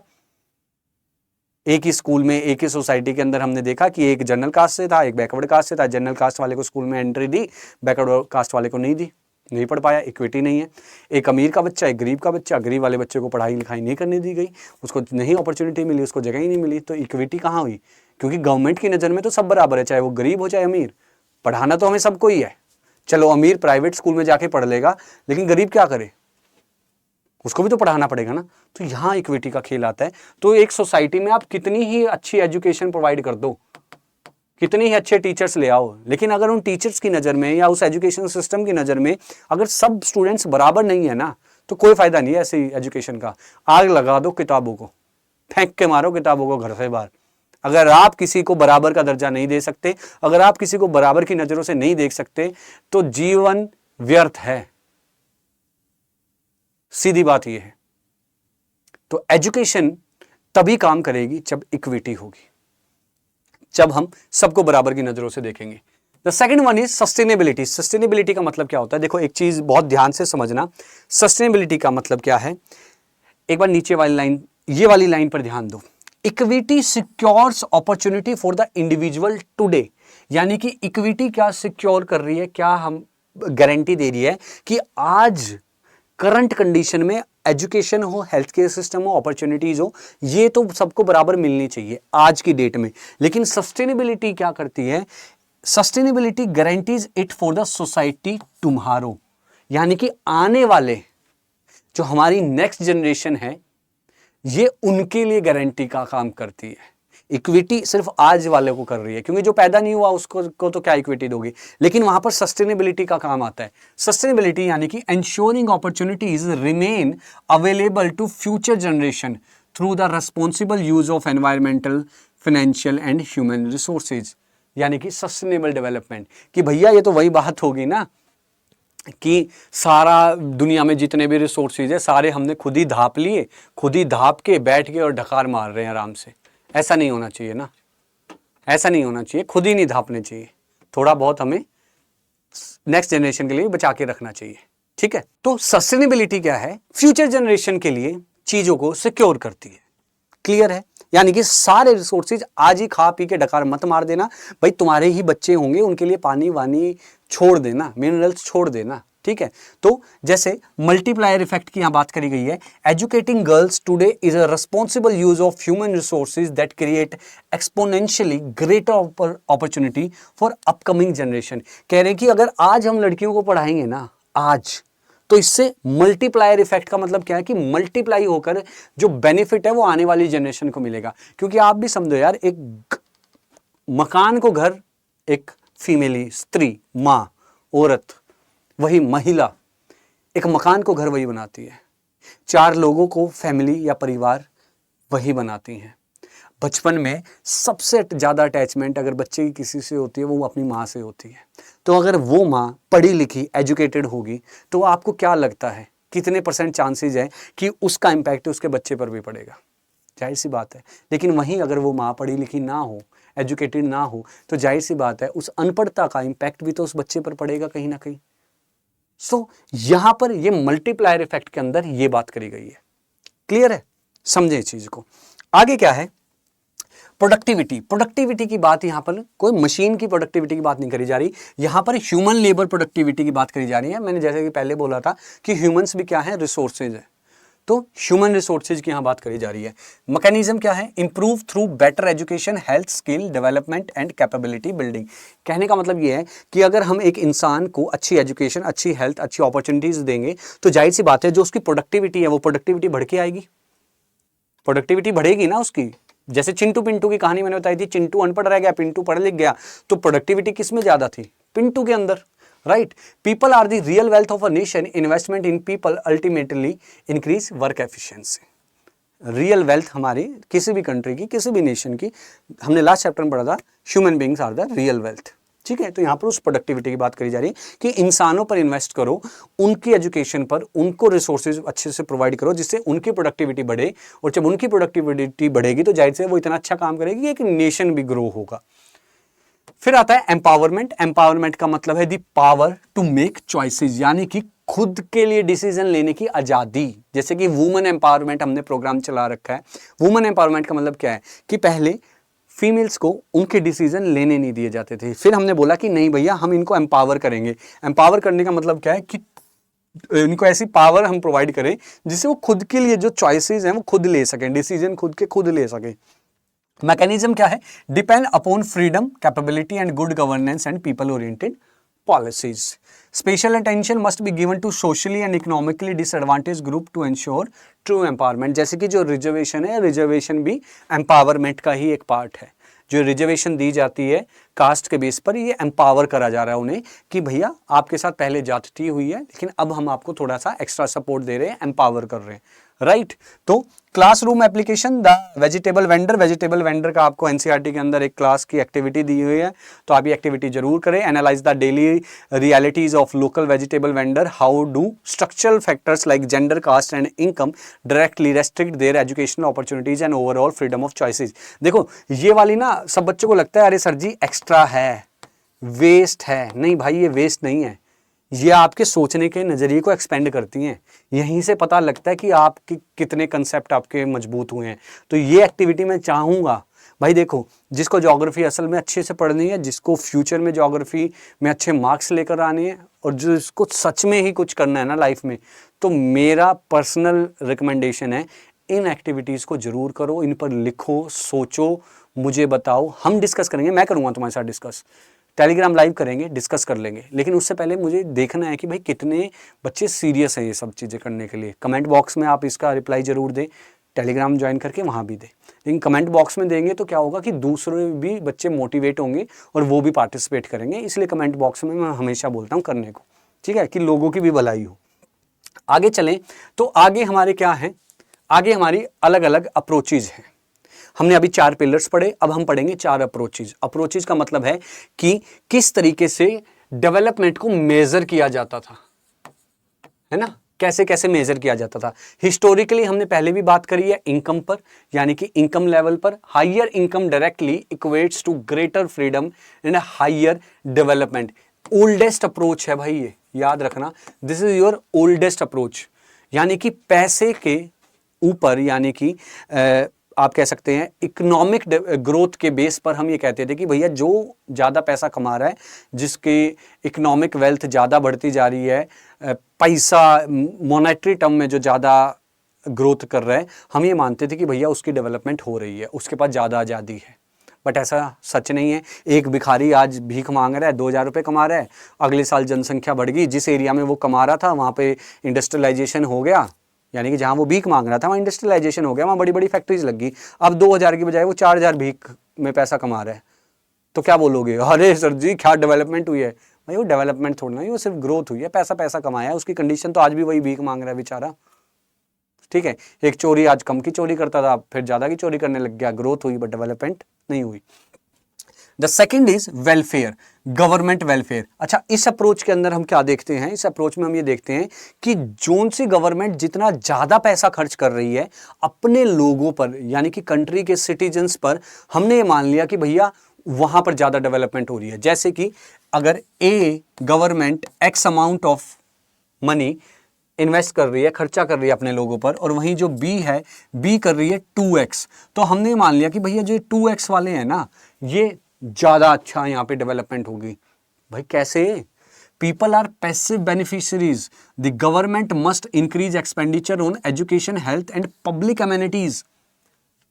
आप उनको फ्री की रेवड़ियां अगर बांट दोगे तो वो तो बड़े बड़े थुलथुल हो जाएंगे ना। ये तो वो बात होगी ना कि मेहनत करके कमाई कर ही नहीं रहे हैं, घर पे बड़े हैं, सरकार ने क्या करा, खाना भी फ्री कर दिया, उनका रहना भी फ्री कर दिया। अच्छा, जब खाना रहना फ्री कर दिया, भाई एजुकेशन की तो जरूरत ही नहीं पड़ी। मतलब अगर मैं मोटा मोटा अगर हिसाब लगाऊं तो आप एक चीज़ देखो कि भैया पढ़ता क्यों है इंसान, ये सोच के पढ़ता है ना कि यार जो मैं बनना चाहता हूँ कल मैं बन जाऊँ और मैं अच्छे पैसे कमाऊँ। अच्छे पैसे कमाऊंगा तो मेरे को टाइम से खाना मिलेगा, मेरे को रहने के लिए मकान होगा मेरे पास, मैं अपने बिल की पेमेंट कर सकूंगा। लेकिन अगर गवर्नमेंट बोलेगी भाई बात सुन, ना तो तेरे को खाने की चिंता, तेरा भाई बैठा है, ना तेरे रहने की चिंता, तेरा भाई बैठा है, ना तेरे को बिजली के बिल करने की चिंता, तेरा भाई बैठा है, ना तेरे को ट्रांसपोर्ट की चिंता, तेरा भाई बैठा है, तो आप करोगे क्या? घर पे पड़े रहोगे, कुछ करोगे नहीं। और अगर जब कुछ करोगे नहीं, पढ़ोगे लिखोगे नहीं, कुछ सोसाइटी में पार्टिसिपेट नहीं करोगे, तो वो देश भी धीरे धीरे ठप हो जाता है। लेकिन इस अप्रोच के अंदर ये भी एक अप्रोच है, जिस अप्रोच के अंदर हमने देखा कि गवर्नमेंट के जो एक्सपेंडिचर है उसके बेस पर हम डेवलपमेंट को मेजर करते हैं। तीसरी जो हमारी अप्रोच आती है दैट इज बेसिक नीड्स, जो एसेंशियल सर्विस यानी कि ILO ने दी थी, इंटरनेशनल लेबर ऑर्गेनाइजेशन है, इन्होंने एक अपनी अप्रोच बताई। इन्होंने बोला कि focus on fulfilling 6 specific needs. इन्होंने बोला कि अगर किसी इंसान की 6 स्पेसिफिक रिक्वायरमेंट फुलफिल हो रही है, that is health, education, food, water, sanitation and housing, यानी कि सेहत, पढ़ाई लिखाई, खाना, पानी, साफ सफाई और घर, अगर उनको ये 6 चीजें मिल रही हैं तो हम ये बोल सकते हैं कि भैया उसकी डेवलपमेंट हो रही है। लेकिन यहाँ पर 2 मेजर चीजें हम भूल गए जिनके ऊपर ये चैप्टर बना हुआ है, that is choices and freedom. पता है इसका तो बिल्कुल परफेक्ट एग्जांपल मैं मानता हूं नॉर्थ कोरिया को। नॉर्थ कोरिया देखा है आपने? नॉर्थ कोरिया में आप देखोगे कि लोगों पास जॉब है, रहना खाना पीना सब कुछ है, बट वहां आज़ादी नहीं है, चॉइस भी नहीं है। वहां पे तो भाई बाल कटवाने के भी ना 15 तरीके के स्टाइल गवर्नमेंट ने पास कर रखे हैं कि नहीं 15 तरीके से आप अपनी हेयर कटिंग करवाओ, कोई दूसरा डिजाइन नहीं करवा सकते। खाक की जिंदगी, भाड़ में जाए ऐसी जिंदगी। भैया बाल ना कटवा सकता मैं अपनी मर्जी से, ना चॉइस है मेरे पास, ना फ्रीडम है मेरे पास, मैं गंजा होना चाहता हूं। सरकार ने बोला गंजा हो गया गोली मारेंगे छाती में। किस बात की जिंदगी भाई। तो ये आईएलओ की अप्रोच मेरे को भी नहीं पसंद कि भैया फ्रीडम, ह्यूमन चॉइसेस की तो बात ही नहीं कर रही है, तो जानवर हो गया। यानी कि घर में कुत्ता पाला हुआ है, उसको खाना पानी सब कुछ दे रहे हैं, लेकिन आजादी कहां है उस कुत्ते के पास, पूरा दिन बेल से बंधा रहता है। तो कुत्ते की वाली जिंदगी हो गई ना ये तो हमारी। ये कमी थी इसमें, जो मुझे लगता है। यहां कमियां नहीं है, जस्ट अप्रोच की बात हो रही है। Third one is capability approach, जिस अप्रोच को हम आज भी फॉलो कर रहे हैं। ह्यूमन कैपेबिलिटी की बात होती थी, जो मिस्टर प्रोफेसर अमर्त्य सेन जी ने हमें दी थी। इन्होंने बोला था कि एक्सपेंड करो पीपल की चॉइसेस, यानी कि जो अभी हम बात कर रहे थे पूरे चैप्टर में, कि लोगों की चॉइसेस इंक्रीज करो। कैसे? उनको प्रॉपर हेल्थ दो, एजुकेशन दो एंड एक्सेस टू रिसोर्सेज, यानी कि मॉनेटरी वैल्यू में उन्हें पैसा, इनकम जनरेट करने के सोर्सेज दो। यानी कि पढ़ लिया, हेल्दी है, लेकिन आप उसको जॉब प्रोवाइड नहीं कर रहे हो तो कैसे होगा? तो वो जॉब प्रोवाइड करनी पड़ेगी, यानी कि resources, access to resources, like capable बनाओ उन्हें। तो अगर वो कैपेबल बन गए तो हम ये मानेंगे कि ह्यूमन डेवलपमेंट हो रही है, और इसी को आज के टाइम में हम फॉलो करते हैं। तो ये चार हमारी क्या है, मेन अप्रोचेज हैं, जिनके थ्रू हम क्या करते हैं, डेवलपमेंट को मेजर करते हैं। क्लियर? आगे चलते हैं। नेक्स्ट आता है द कैपेबिलिटी शिफ्ट। अब ये कैपेबिलिटी शिफ्ट क्या है? ये वही वाला है जो मैं बात कर रहा था कि पहले हम इनकम के बेस पर करते थे, हिस्टोरिकली हम इसके बेस पर करते थे। उसके बाद हम किस पे आए? बेसिक नीड्स पर, यानी कि आईएलओ ने जो हमें बात बोली 6 बेसिक नीड्स हमें चाहिए। लेकिन अब करंटली अगर हम किस पे बात कर रहे हैं, हम करंटली बात कर रहे हैं कैपेबिलिटीज पर, यानी कि एक्टिव एम्पावरमेंट पर, और इसी को हम क्या बोलते हैं? True development. This is the true development. नीचे बात भी ये बोली गई है कि among all approaches the capability approach represent the apex of developmental geography. It places people perfectly at the center, expanding their choices through health, education and resources access, fulfilling the 4 pillars of true human development. यानी कि इन्होंने बोला है कि centre है ना, जो development का जो सेंटर है, उस सेंटर में हमने किनको रखा है? लोगों को, पीपल। ना कि हमने किसको रखा? मनी को। मनी को नहीं रखा हमने, बेसिक नीड्स को भी नहीं रखा, हमने रखा लोगों को, कि लोगों की भलाई कैसे होगी, और वो भलाई हो सकती है सिर्फ कैपेबिलिटी अप्रोच के थ्रू, यानी कि उनको इतना कैपेबल बनाने के थ्रू। क्लियर? आगे अब सबसे इजी टॉपिक हमारे बचे हुए हैं, सबसे इजी है हमारे लास्ट का ये टॉपिक है। एक दो टॉपिक हैं छोटे छोटे, ये बहुत आसान है, इनको बस हमें बेसिकली याद करना रहना होता है, ये याद करने वाला चीज है। The human development index establish a base line for government global achievement. तो क्या है? HDI, ह्यूमन डेवलपमेंट इंडेक्स, जो कि मैंने आपको बताया कि UNDP बनाती है हर साल, 1990 में स्टार्ट हुआ था, और महबूब उल हक जी ने ये स्टार्ट करवाया था। तो ये तीनों MCQ आपके यहाँ कवर होते हैं। इसके अंदर हम 3 चीजें देखते हैं किसी भी कंट्री की: health, access to resources and education, जो हमें कैपेबिलिटी अप्रोच के अंदर बताया गया था। क्लियर है? अगर बात करें तो हम 3 चीजें मैंने आपको बताया। हेल्थ के अंदर हम क्या देखते हैं? लाइफ एक्सपेक्टेंसी एट बर्थ, यानी कि जब कोई इंसान पैदा होता है तो हम ये देखते हैं वहां पर। अब हेल्थ के अंदर कुछ तो देखेंगे ना, ऐसे थोड़ा देखेंगे। मान लो मैंने किसी कंट्री को रैंक देनी और मैंने बोला कि चलो इनका जो एक क्राइटेरिया है वो हेल्थ रख दिया। अब हेल्थ के अंदर भी क्या देखेंगे कि कोई कितना मोटा है, कोई कितना पतला है, कोई कितना लंबा है? नहीं, हम देखते हैं लाइफ एक्सपेक्टेंसी एट बर्थ, यानी कि एक इंसान की एवरेज यानी कि वो कितने साल जिएगा। 70 साल तक, जैसे है ना हर कंट्री में एवरेज एज 80, जैसे जापान में बहुत एवरेज एज हाई है क्योंकि डेवलप्ड कंट्री है, हेल्थ इंफ्रास्ट्रक्चर बहुत अच्छा है, एजुकेटेड लोग हैं, फैमिली प्लानिंग अच्छी है, एनवायरनमेंट अच्छा है, तो वहाँ लोग लंबा जीते हैं। इंडिया में थोड़ा कम है, तो वो एवरेज एज कि किस उम्र तक मोस्टली लोग जीते हैं। Second is education. एजुकेशन में हम देखते हैं एडल्ट लिटरेसी रेट। एडल्ट का मतलब है 18+, कि 18 साल से जो उम्र में बड़े लोग हैं एडल्ट, उनका लिटरेसी रेट क्या है, कितने लोग पढ़े लिखे हैं। बट 18 साल से कम वालों को कैसे पता करें? वो भी तो है ना, एडोलसेंट है जो हमारे, उनको कैसे पता करें? वो हम पता करते हैं ग्रोस एनरोलमेंट रेशो, यानी कि कितने स्कूल्स में और आप कह सकते हैं एजुकेशन इंस्टीट्यूशन के अंदर कितने एडमिशन हो रखे हैं। इन दोनों को साथ में रख के जमा करके हम देखते हैं एजुकेशन का criteria. The third one is resource. Resource हम पता करते हैं परचेजिंग पावर, कि लोगों की परचेजिंग पावर कितनी है, सामान खरीदने की क्षमता, और ये किस में है, यूएस डॉलर में हम काउंट करते हैं। ठीक है, यूएस डॉलर के अंदर हम देखते हैं। करेंसी अगर देखें तो रुपए रूबल कुछ नहीं आएगा, डॉलर आएगा। ठीक है, इन तीनों को जोड़कर हम किसी भी कंट्री को नंबर देते हैं एक में से 0.33 प्लस 0.33 प्लस प्लस 0.33, यानी कि तीनों को हमने इक्वल वेटेज दी हुई है। 0.33 में से इसमें से नंबर मिले। अब जस्ट सोचो कि मैंने किसी कंट्री को नंबर दिए 0.20 इसमें, 0.20 इसमें और 0.20 इसमें, यानी कि 33 में से 0.20, 33 में से 0.20, 0.33 में से 0.20, तो उसका टोटल कितना बना 0.60/1, यानी कि एक में से उसको 0.60 हमने मार्क्स दिए। इसके बेस पर क्या है, कंट्रीज को रैंकिंग मिलती है। अब सब कंट्रीज को हमने कोई ना कोई रैंक दे रखी होगी, सब कंट्रीज को हमने कुछ ना कुछ क्या बोल रखा होगा कि भैया आपको एक में से इतने नंबर मिले, आपको एक में से इतने नंबर मिले, उसके बेस पर हम सबको क्या है, रैंक देते हैं। ठीक है, चलो आगे चलते हैं। Human development index.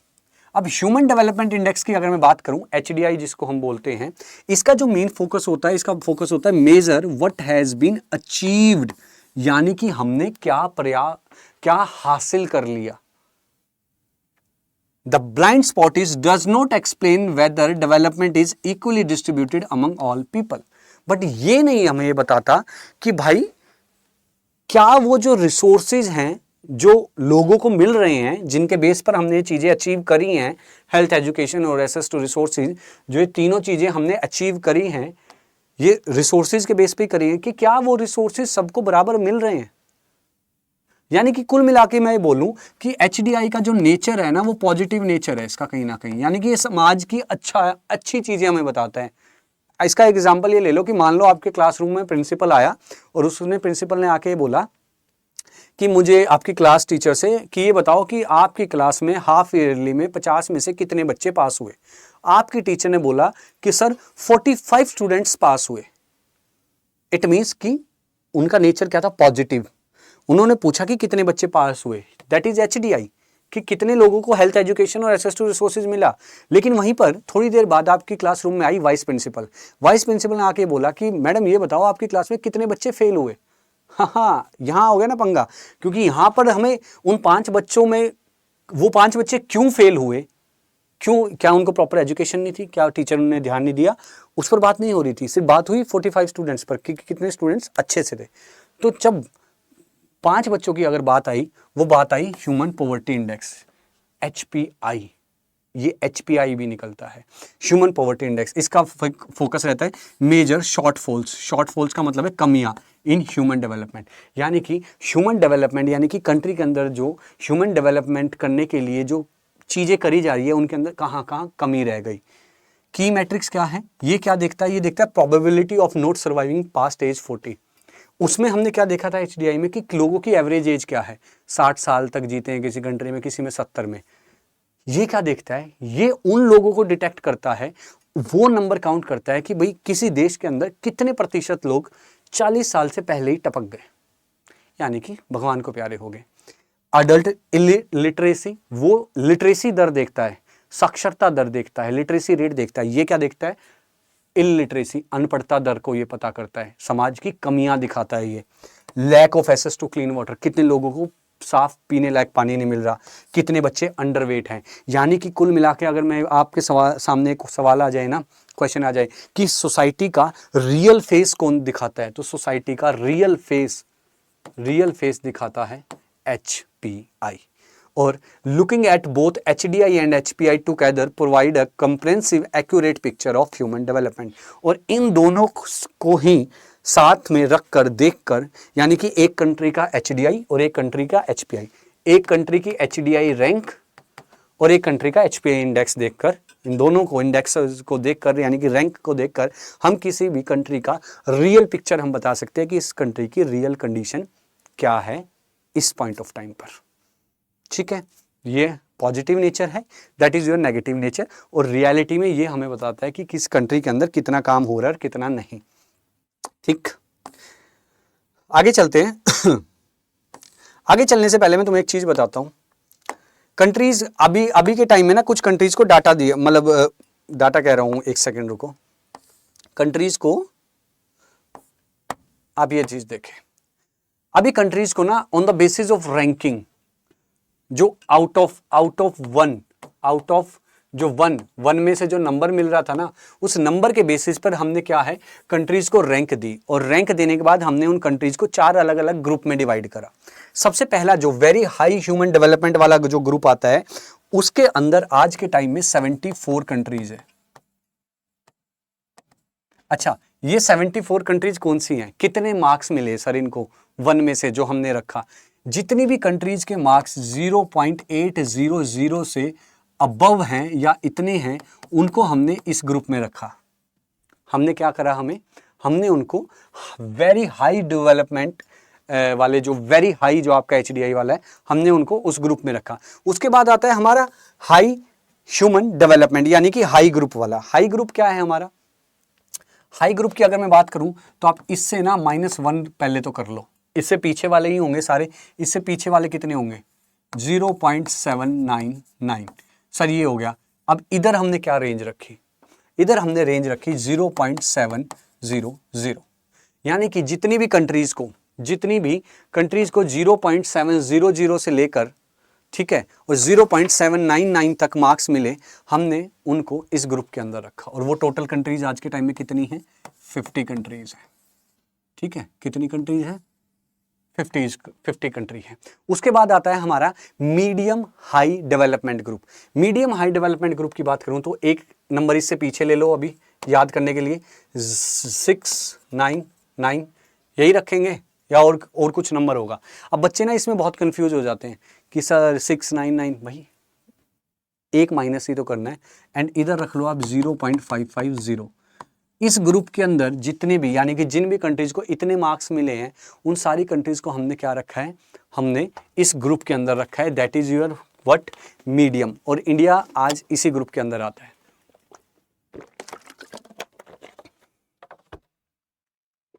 और कितनी कंट्रीज है आज के टाइम में? 53।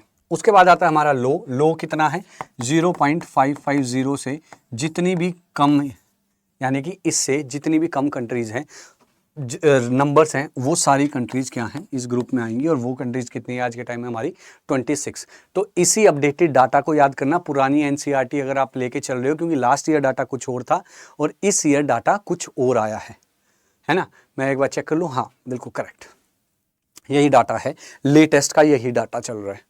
क्योंकि बच्चे बोलेंगे, मेरे को मालूम है बहुत बच्चों के सवाल आएंगे कि सर ये तो डाटा हमारी बुक में कुछ हो रहा है, वो पुराना है, अपडेटेड नहीं है। अपडेटेड पर आप ध्यान दें, अपडेटेड डाटा को ही पढ़े। ठीक है, आगे चलते हैं। ओके, फिर आपका एक आता है भैया ग्रोस नेशनल हैप्पीनेस, GNH जिसको बोलते हैं। ये कौन सी, बहुत इजी टॉपिक है, कौन सी कंट्री है? ये भूटान है। भूटान क्या है? भूटान कहती है ना तो हमें HDI निकालना ना हमें HPI निकालना, हम निकालेंगे GNH, gross national happiness index. अब ग्रोस नेशनल हैप्पीनेस इंडेक्स के पीछे क्या मोटिव है इनका? ये कहते हैं कि मटेरियलिस्टिक प्रोग्रेस, यानी कि इंफ्रास्ट्रक्चर और रोड्स वगैरह plus technological advancement is not equal to, ये कहते हैं ये सब ना वेस्ट है, दिस इज वेस्ट, हमारी नजर में इसकी कोई वैल्यू नहीं है, हमारी नजर में इसकी कोई वैल्यू है, is not equal to happiness, environment, culture and spiritual wellbeing. ये बोलते हैं कि भैया हमारे लिए जो चीज मैटर करती है वो खुशी लोगों की, हमारे देश का एनवायरनमेंट या किसी भी कंट्री का एनवायरनमेंट, कल्चर और स्पिरिचुअल वेलबींग, कि वहाँ के लोग कितने स्पिरिचुअल है। तो ये एक GNH की रैंकिंग निकालते हैं और GNH की रैंकिंग में ये उन कंट्रीज को हायर रैंक देते हैं जहाँ के लोग खुश हैं, जहाँ का एनवायरनमेंट बहुत अच्छा है, यानी कि आप कह सकते हैं कि पॉसिबिलिज्म की तरफ नहीं भाग रहे हैं, नियो डेटर्मिनिज्म है, ग्रोथ कर रहे हैं, बट एनवायरनमेंट को भी उतना ही ध्यान में रख रहे हैं अपने, एंड कल्चर, वहाँ का कल्चर एंड स्पिरिचुअल वेलबींग। ठीक है, कि धार्मिक है भी या नहीं, अपने पुराने रीति रिवाजों को कहीं भूल ना गए। अगर ये सारी चीज़ें आपकी अच्छी हैं तो it's equal to gross national happiness. इन्होंने बोला कि material progress should never come at the cost of human happiness. कह रहे हैं कि मटेरियल प्रोग्रेस कभी भी कभी भी ह्यूमन हैप्पीनेस की कोस्ट पर नहीं आ सकती। कि आप कंट्री को डेवलप कर दो, मटेरियलिस्टिक हो जाओ, यानी कि बड़ी बड़ी बिल्डिंग्स, रोड्स, सब कुछ बना दो, लेकिन आपकी कंट्री के लोग ही खुश नहीं है, तो क्या फायदा? क्या फायदा है ऐसे जीवन का? व्यर्थ। खुशी सबसे ज्यादा मैटर करती है, और मैं तो बहुत खुश हूं। मैं तो सच में भाई, मैं तो मानता हूं हमारी कंट्री को जीएनएच फॉलो करना चाहिए। खुश रहना बहुत जरूरी है। संतुष्टि होगी, खुश रहोगे तो संतुष्ट रहोगे, खुश नहीं रहोगे तो संतुष्ट भी नहीं कभी रह सकते। ठीक है, आगे चलते हैं। एक है, economic prosperity alone can not guarantee high development, high human development. Economic prosperity का मतलब वही आ गया इनकम, कि भैया एक हायर जीडीपी होना जरूरी नहीं कि डेवलपमेंट है। और साथ में ही कह रहा है कि स्मॉलर इकोनॉमी, पैसा कम है मतलब कि यहाँ इनकम को यहाँ रिलेट करा गया है। कह रहा है कि ऐसी कंट्री जो गरीब हैं और जो साइज में भी छोटी हैं, उनकी जो ह्यूमन डेवलपमेंट इंडेक्स में जो रैंक है वो बड़ी कंट्रीज और अमीर देशों से ज्यादा है। कहने का मतलब ये है कि भैया साइज और जीडीपी अगर आपकी अच्छी है तो जरूरी नहीं आपकी एचडीआई रैंक भी अच्छी हो। जैसे कि एग्जांपल के तौर पे दिया है, श्रीलंका इंडिया से जीडीपी में भी कम है, साइज में भी कम है, लेकिन उसकी इंडिया से रैंक ज्यादा अच्छी है। त्रिनाद टबैको देख लो, outperforms India globally in किस में? एचडीआई रैंकिंग में। वहां पर जीडीपी भी हमसे छोटी, देश की साइज भी हमसे छोटा, पर स्टिल इंडिया से वो आगे हैं। वैसे ही देख लो, अगर विद इन इंडिया बात करें, केरला का साइज छोटा है और जीडीपी भी कम है उसकी, और पंजाब और गुजरात उससे बहुत बड़ी स्टेट्स हैं, जीडीपी में बहुत आगे है, but still Punjab and Gujarat को क्या कर दिया उसने? पीछे कर दिया भाई। किसमें? एचडीआई रैंकिंग में। तो साइज और इनकम कभी भी गारंटी नहीं देते आपको। People's health, education and opportunities play a vastly greater role in development than country size and per capita income. तो ये बहुत इंपॉर्टेंट टॉपिक है, ये एमसीक्यूज में बहुत आता है और 3 मार्क्स के क्वेश्चन में बहुत ये पूछा जाता है ना। आप ये सारी कहानी लिख दोगे कि सर ये हमने 3 मार्क्स का मान लो क्वेश्चन आया, आपने सारे एग्जांपल दे दिए कि हायर जीडीपी और ये गारंटी नहीं देता, फलाना ढिमकाना। लास्ट में आपको ये कंक्लूजन, ये बेस है कि ऐसा क्यों है, ऐसा क्यों है, उसका रीजन कौन देगा? उसका रीजन है ये कि हेल्थ, एजुकेशन और अपॉर्चुनिटीज रोल प्ले करती हैं एचडीआई में, ना कि जीडीपी और साइज उसका। ठीक, तो ये आपके पूरे चैप्टर का क्या है, एक चार्ट बना हुआ है, human development, meaningful life and capabilities का। आप इस चार्ट के थ्रू पूरे चैप्टर को रिवाइज कर सकते हैं कि हमने 4 पिलर्स पढ़े थे। 4 पिलर्स पढ़ने के बाद हमने कैपेबिलिटीज अप्रोच हमने फॉलो करी, है ना। 4 अप्रोचेज थी, उन 4 अप्रोचेज में से हमने कैपेबिलिटी अप्रोच फॉलो करी। कैपेबिलिटी अप्रोच के थ्रू हमने एचडीआई निकाला, हमने जीएनएच पढ़ा और हमने एचपीआई निकाला। यानी कि आप कह सकते हैं कि पूरे चैप्टर को अगर एक प्रॉपर तरीके से अगर हमने रिवाइज करना हो तो आप इस तरीके से फ्लो चार्ट्स बना सकते हैं। ठीक है, इसको आगे भी आप अपने अकॉर्डिंग एक्सपेंड कर सकते हैं। मान लो यहाँ था अप्रोचेज में, हमने यहाँ 2 अप्रोचेज यहाँ लिख दी, वो 2 यहाँ लिख दी, सेलेक्ट जो करी वो यहाँ आ गई। उसके बाद हम नीचे उसको ऐसे ही आगे चार्ट को, अपने फ्लो चार्ट को एक्सपेंड कर सकते हैं, और रिवीजन करने का बहुत अच्छा तरीका होता है। ठीक है, एंड एट लास्ट आप लोगों के लिए मेरे पास सिर्फ एक क्वेश्चन है, can a country become truly developed if its economy grows rapidly but its people lack education, healthcare and equal opportunities and freedom of choices? Consider how the metrics of human development appear in your own reality. मैं सबसे चाहूंगा कि इसके ऊपर 200 शब्दों के अंदर अपना POV मुझे प्रोवाइड करें। देखो यार, हर चैप्टर के अंदर ना आपको 2 से 3 क्वेश्चन लिखने होंगे पढ़ने के बाद, समझने के बाद, और मैं साथ साथ वो क्वेश्चंस आपको दे रहा हूँ। जैसे वो वेजिटेबल वेंडर्स वाला आया, उससे पहले आया, और ये आया। अगर आपने ये क्वेश्चंस अपनी लैंग्वेज में लिख लिए ना, गलत लिखो, टूटे फूटे लिखो, इट डजंट मैटर। बात ये है कि आपने कोशिश करी, और धीरे धीरे आप कोशिश करते रहोगे, ईयर के एंडिंग तक आप बहुत परफेक्ट हो जाओगे। दूसरे ऐसे स्टूडेंट्स जो कहने में अपने आप को बहुत ये है कि अरे हम तो ऐसे हैं वैसे हैं, कोई फायदा नहीं है। डेवलपमेंट और ग्रोथ में फ़र्क है। मैं हमेशा आपको पढ़ाऊंगा इस तरीके से कि आपकी डेवलपमेंट हो, और डेवलपमेंट हो गई इट मीन्स कि ग्रोथ तो ऑटोमेटिकली आपकी हुई होगी, और वो भी पॉजिटिव, क्योंकि विदाउट पॉजिटिव ग्रोथ डेवलपमेंट कभी नहीं हो सकती। तो आज के लिए यार इतना ही। चैप्टर नंबर 3 हमारे यहाँ कंप्लीट होता है। कोई भी डाउट हो डिस्क्रिप्शन में दिए लिंक टेलीग्राम चैनल पर आप क्लिक करें, वहाँ ज्वाइन करें, सारे फैकल्टीज आपको वहाँ अवेलेबल हैं। पर्सनली मुझसे कांटेक्ट करना है तो मैंने आपको अपना पर्सनल टेलीग्राम चैनल भी दे दिया है, आप वहाँ मुझसे कांटेक्ट कर सकते हैं, दैट इज़ विकासमान26। एंड कमेंट बॉक्स में अपनी क्वेरीज को जरूर ड्रॉप करें। आपको ये वीडियो कैसी लगी वो जरूर ड्रॉप करें कमेंट बॉक्स में।